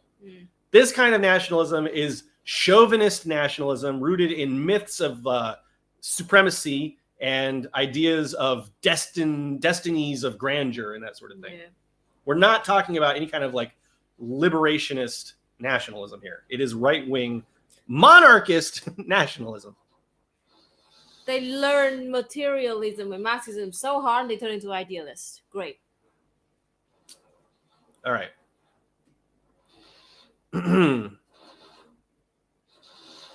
All right. As for the new order in Italy, its morale. Oh, yeah, I skipped some important parts here. So, yeah, they're into the war. They like the wars. They like the fucking colonization. The Libyan War, he was convinced, had evoked a sentiment of national grandeur equal to that of the finest hour of the Risorgimento. So, in other words, colonialism and having wars with places like Libya was good for the Italian people, according to Sorel. Italian renewal might be the work of a bourgeois resurgence. So there it gives you an idea of the class politics of Sorel. In any case, the future of Italy, he wrote, would not be made normally by evolution. As for the new order, its morale would be national and Catholic. He saw the organization of society in syndicalist terms, but he was now prepared to accept a national or mixed syndicalism of workers and employers. Monism, unite the working and capitalist class. Fascism. These are the ideas that Mussolini took and formed into fascism. Yes. Okay, these are like the stock ingredients. The regime would foster a cult. The regime would foster a cult of the nation. Remember our phenomena. Veneration of the leader, cult of the nation state. The perfection of institutions at home and the pursuit of imperialism abroad. And this was seen by Sorel as a good thing. Does this sound familiar to you? Do you see this in any movements today? Do you see this in any pseudo-left, red-brown, bullshit, designer ideologies that are floating around on the internet today? By 1912 to 1913, Sorel was convinced that the leaders of the Action Française were more interested in writing about revolution than making one. He wanted to see action from Action Française. Yep. Again, in Italy, prospects for a national renewal seemed brighter. Sorel's new interest in nationalism was paralleled by his leading admirers. Crochet, in his study of Vico, saw in Sorel Vico in 20th century garb, but he now believed Germany rather than Italy might provide the model of a proletarian movement that would defend national traditions. So exactly the two countries that Sorel thought had the best potential the fascists were fucking fascist Italy and Nazi Germany. Yes. Would become fascist Italy and Nazi Germany. So if, you know, you could say that Sorel was like good at predicting and analyzing the future, but no, in fact, it was just the fact that Sorel's ideas were so popular with these fascists. That's why that, you know, that's the link you see right there. So in the nationalist movement, virtually all signs of acknowledgement of Sorel's influence were to come to an end shortly after 1910. That doesn't mean, mind you, that the impact of Sorel's ideas stopped. It just means that the acknowledgement of Sorel's ideas stopped. Briefly in Turin, the monarchist and imperialist Tricolor, a weekly of a small group headed by Mario Viana, was inspired by the activities of Valois in Paris. It invited the proletariat to accept a national syndicalist organization in the interest of Italian solidarity. The Corradini so again, accept capitalism in exchange for national Italian solidarity. Fascism. Late in 1910, Corradini's group in Florence, joined by new elements, established the Nationalist Party. The themes of a nationalist syndicalism, national socialism, MAGA communism. Are you seeing a fucking theme emerging here? A pattern, if you will. But there was no mention of Sorel. Moreover, through La Voce, though La Voce explored the significance of Sorel's involvement with the Action Française, new French interests were introduced. By 1914, Corradinian and Voceist nationalism, separated by the Libyan War, had drawn closer, and there was now little interest in Sorel in either, nominally. But the damage had been done. The cat was out of the bag. The ideas had spread. Okay? Nationalists were hereafter to speak of corporations instead of syndicalism. Okay, so they were like diverging away from this idea of syndicalism because even syndicalism itself was a little bit too class oriented, and they were trying to move away from that. As for the syndicalist movement, if nationalism had turned toward a form of syndicalism, so too elements in syndicalism turned increasingly toward varieties of nationalism. Oh, it's almost like they had a dialectical relationship with each other and influenced each other mutually. It's almost like that's what happens when socialists and Nazis hang out with each other. It's almost like that's what happens when you have an organization that is explicitly bringing together monarchists and right-wing nationalists with syndicalists and socialists. It's almost like the socialists are going to influence the Nazis and the Nazis are going to influence the socialists, and they're all going to turn into this big soup of fascist bullshit. It's almost like that's why debate culture is so fucking bad for our movement, because it's forming business relationships and long-term community intermingling between people who consider themselves leftists and Nazis. It's almost like that's a bad way to build an influence network and to allow horrific, damaging, toxic, red-brown fascist ideas into our spaces. It's almost like that endangers the people in our spaces who are the most vulnerable to capitalism, exposing them to Nazis on an ongoing, regular basis. But, you know, maybe not.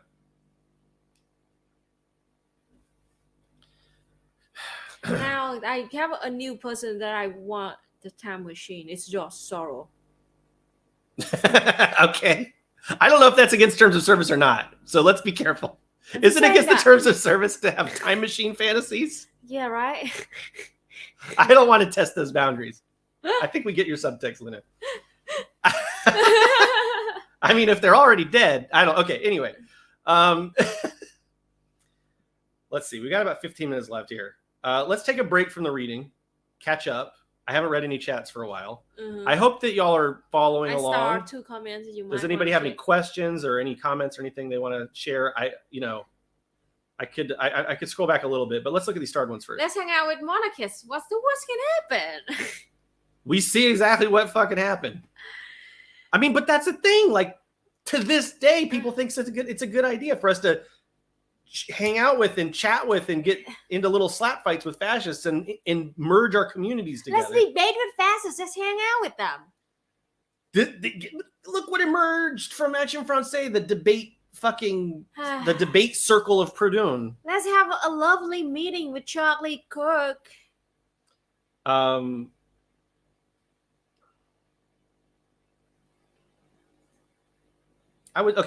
is a pretty interesting comment.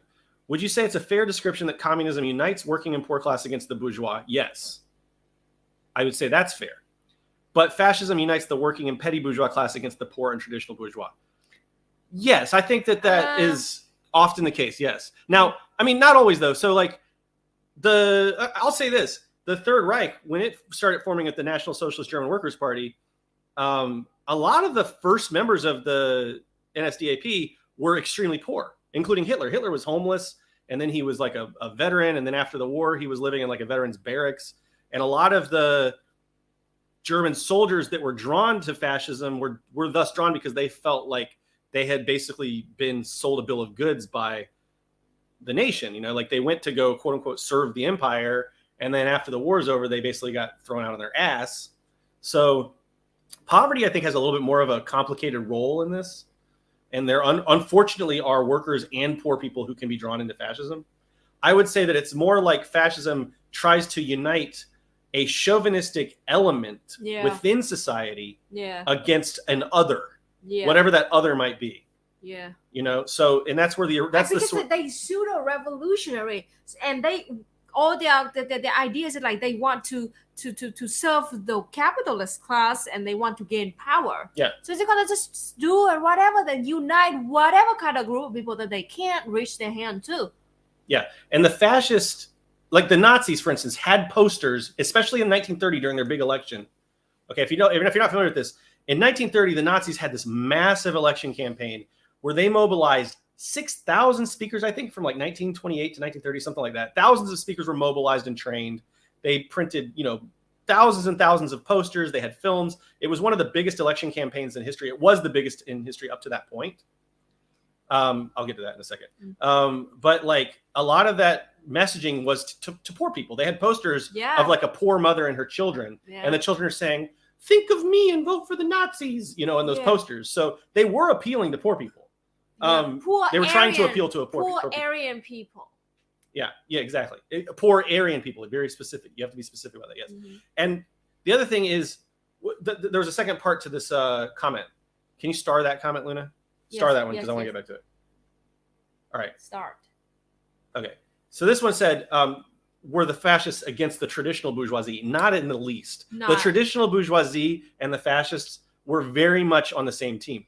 When Mussolini came to power, John Sorel worked with like monarchists. Right. They're very fucking traditional. Yeah, I mean, bourgeoisie the king and the nobility in Italy definitely joined with Mussolini and approved of him. The Junker class, which Bismarck was in the Junker class, the Junker class was definitely like, there's this whole conceit, and they try to teach us in Western history classes in the USA, at least where I'm from, that Bismarck didn't support the Nazis. He was old and decrepit by the time they took power, and the social conservatives and the Junkers didn't really like the Nazis. They were just, it was an unsteady alliance. But no, that's bullshit. They were like in parades together. They hung out together all the time.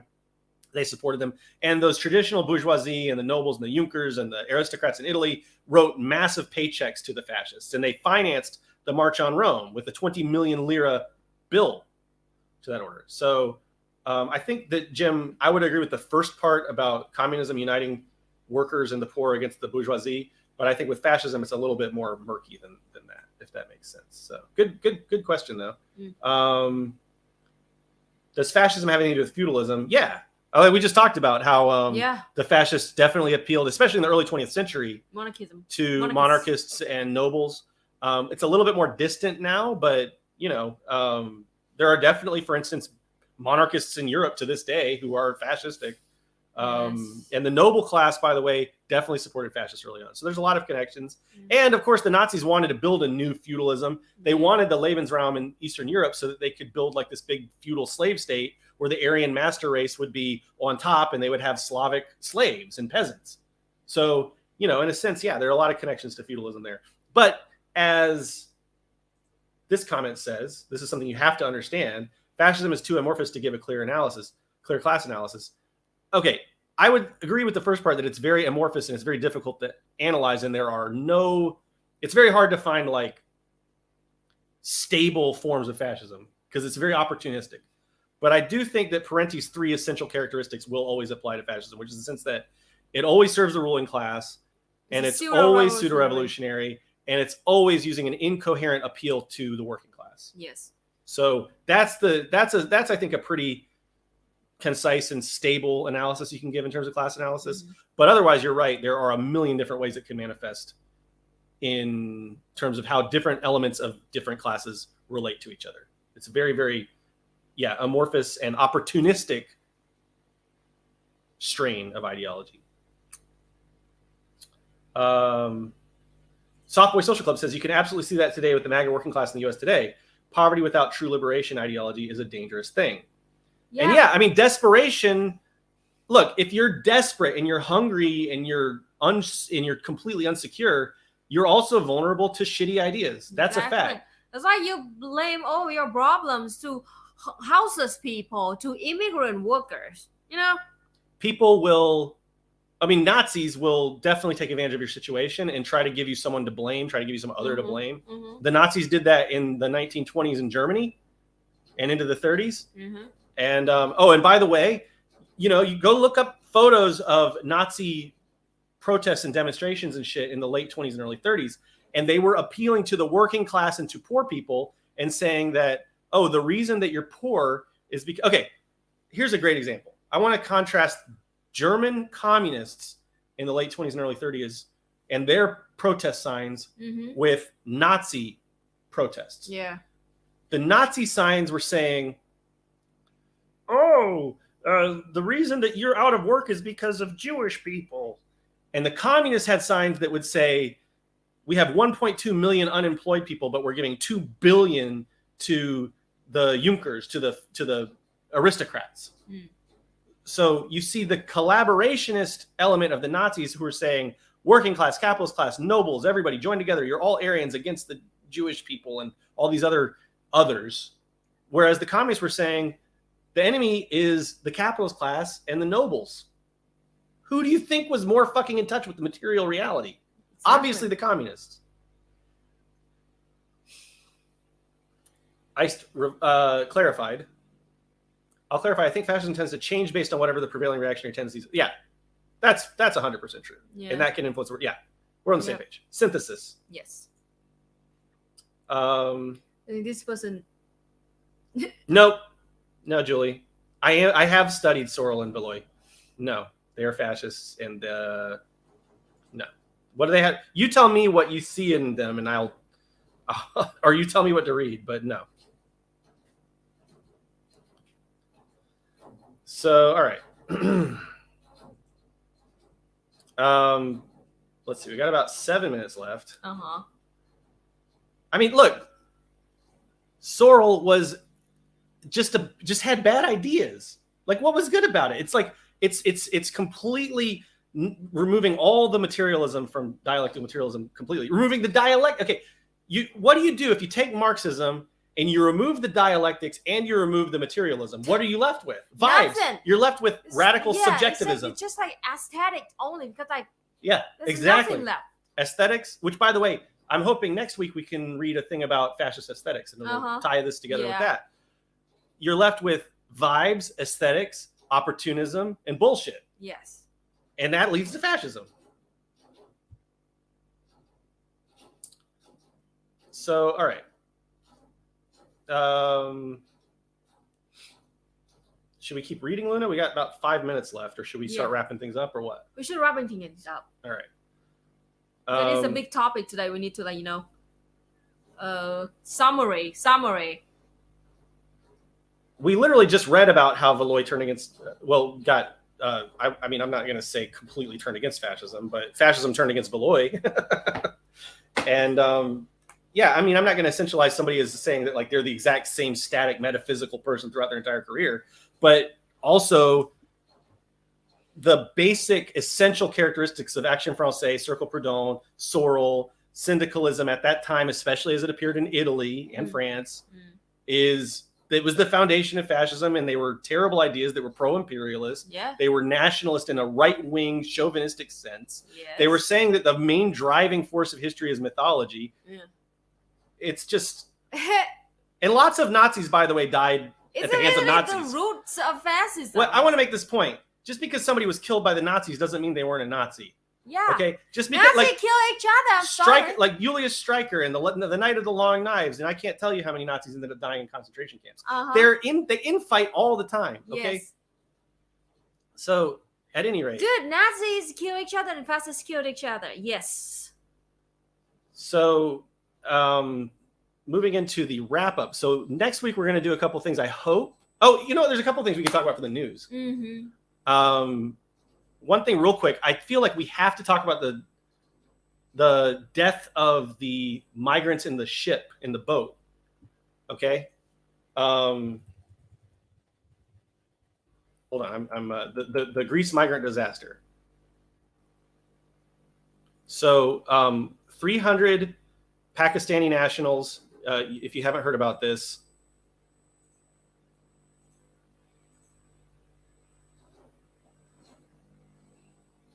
here we go.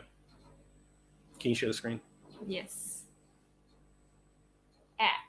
More than 300 Pakistani nationals have been killed in the sinking of an overcrowded fishing trawler off the coast of Greece. My God. The latest tragedy exposed the refugee crisis confronting the European Union as tens of thousands seek sanctuary from war, persecution, and poverty.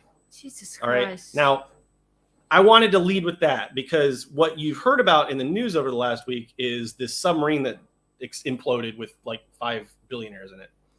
Yeah. And I'm not the first person or only person by a long stretch to point this out, but the fact that there was so much material from the Western press about these 5 billionaires, and especially trying to draw up sympathy for them and that sort of thing, when there was like virtually no push to have any sympathy for these 300 people. Oh God, there's some propaganda right there. I want to know what CNN thinks is happening in China. Sure. Yeah, right. Sure. Anyway,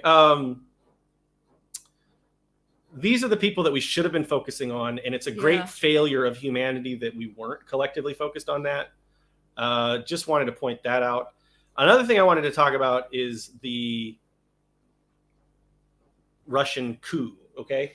Oh my gosh. Yes. And we don't talk about this war very often. No, we don't. But I just want to point one thing out, which is this: the liberals will always support fascists and take their side with capital. Let's put it that way. Yeah. So, for instance, the liberals who were basically saying Azov Battalion is fine and we should have critical support for Azov Battalion and all this sort of thing.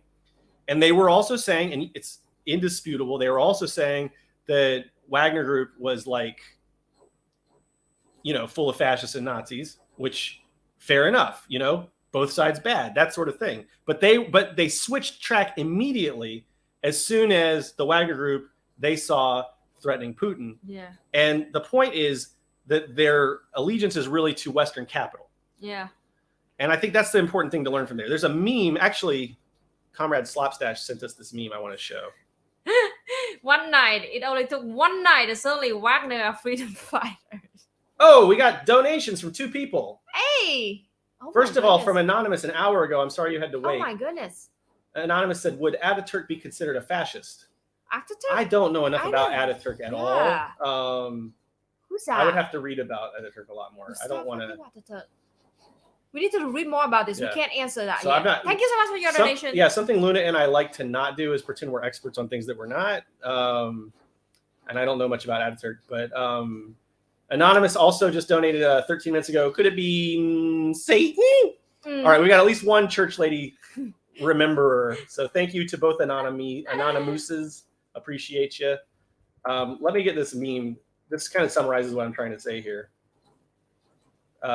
Liberals can never comprehend that in some situations both sides can be bad. That's my point. It's so simple. It's like, here we go. I got the meme. Let me open it in a new tab so I can share it. Okay, hold on. Unzoom it. Control. I got it. Okay. So stop screen, present, share screen. Here we go. This is the meme.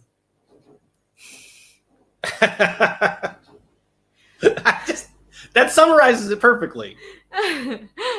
I was flabbergasted by the number of people who were like, yeah, based Pergesian, based Wagner Group. It's like, these are horrible people in the Azov battalion and the Wagner group. Like, this is not a good thing that liberals are just trying to like. But what was the inciting factor? I don't know. It's fucking a lack of class politics, a lack of understanding of revolutionary defeatism. When you have two bourgeois powers fighting with each other, the only position to take is revolutionary defeatism. That doesn't mean we just glom on to whichever fascists happen to be supporting. Or like in Vietnam, you root for the fucking fight. Well, that's revolutionary defeatism, basically. Oh.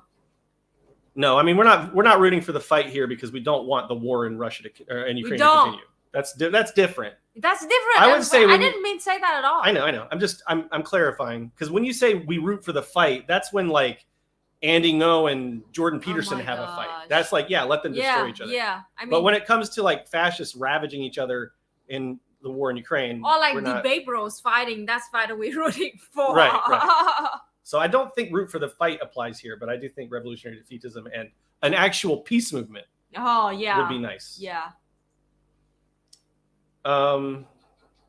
Just focus on your own imperialists and don't root for anybody. Pretty good basic rule of thumb there, Greg. Mm-hmm. Also, I saw another funny meme that was like all these political streamers who like go to bed at 5 a.m. and wake up at 4 p.m. They have to wear t-shirts that say, "I slept through the Russian Civil War."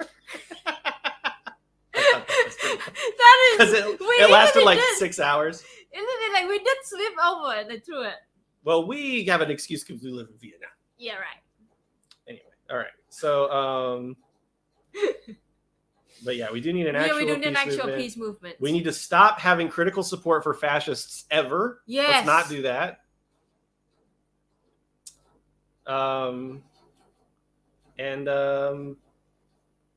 That's it. Did you see Lula's speeches in Paris? I did not. I'll have to check those out along with studying more about Ataturk and waiting for Julie to give me any shred of something nice to say about Sorel because I haven't seen anything yet. All right. Literally, the part he said that like destroy all democracy that's it. I know. That's a big no-no. Like the whole idea that democracy right is like the worst thing holding back humanity right like there. What? That's enough for me to be okay. It's kind of like with Hegel. Hegel, like when I found out that Hegel thought that the perfect ideal society that could not be improved upon was early 19th century Prussia. I was like, okay, his ideas are shit. Like now, fortunately, Marx and Engels were able to salvage what was, so I didn't have to do that. But yeah, it's like sometimes there are just deal breakers. When somebody says that the state is bad because of Jewish people, that's a bad line. I'm not going to follow that line of reasoning. It's throw out the baby in the bathwater, find a better source of ideas. Yeah. How about that? There's a super chat from Geo, and we can see them. We can see this symbol. It's a peace symbol. Thank you, Gio. Absolutely. We need a real peace movement on the left in the USA at least, probably in Europe too. Mm-hmm. I don't want to tell y'all what to do, but we need a peace movement. Let's put it that way. We need to do what happened in the USA during the Vietnam War. A huge peace movement. Well, I would say it needs to go farther than that, really, because I think that the peace movement in the Vietnam War wasn't a revolutionary communist peace movement. It wasn't, yeah. That's what we really need. Something. You do not, under any circumstances, have to hand it to fascists. This we should all tattoo on our foreheads. Yep. Under any circumstance. This must never be forgotten. We do not have to hand it to fascists. We do not have critical support for fascists. Fascism must be smashed. Yes. So, anywho, we are done. I guess that's it. That's it. Thanks for joining. I had a good time. I hope we learned something. Next week we'll be continuing this thread. Yes. And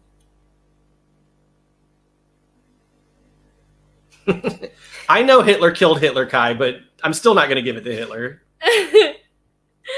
All right. Thanks for watching, everybody. You want to sing a song, Luna? Sing us out.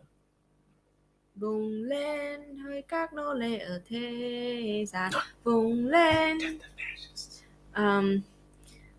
You got to learn that song. Đề hèn của chúng tiến lên nền dân chủ Cộng hòa.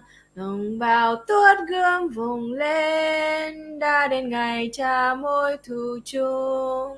Hai hôm nay vai kề vai, không phân ra trẻ trai hay gái, tiến bước lên, ta đi lên, ta tiến lên, ta diệt quân thù. Việt Nam, Việt Nam, Việt Nam, ôi đất Việt yêu dấu ngàn năm. Việt Nam, Việt Nam, muôn năm. That was Luna Nguyen with the Vietnamese standard Death to Fascists. Thank you for joining us. We'll see you next week.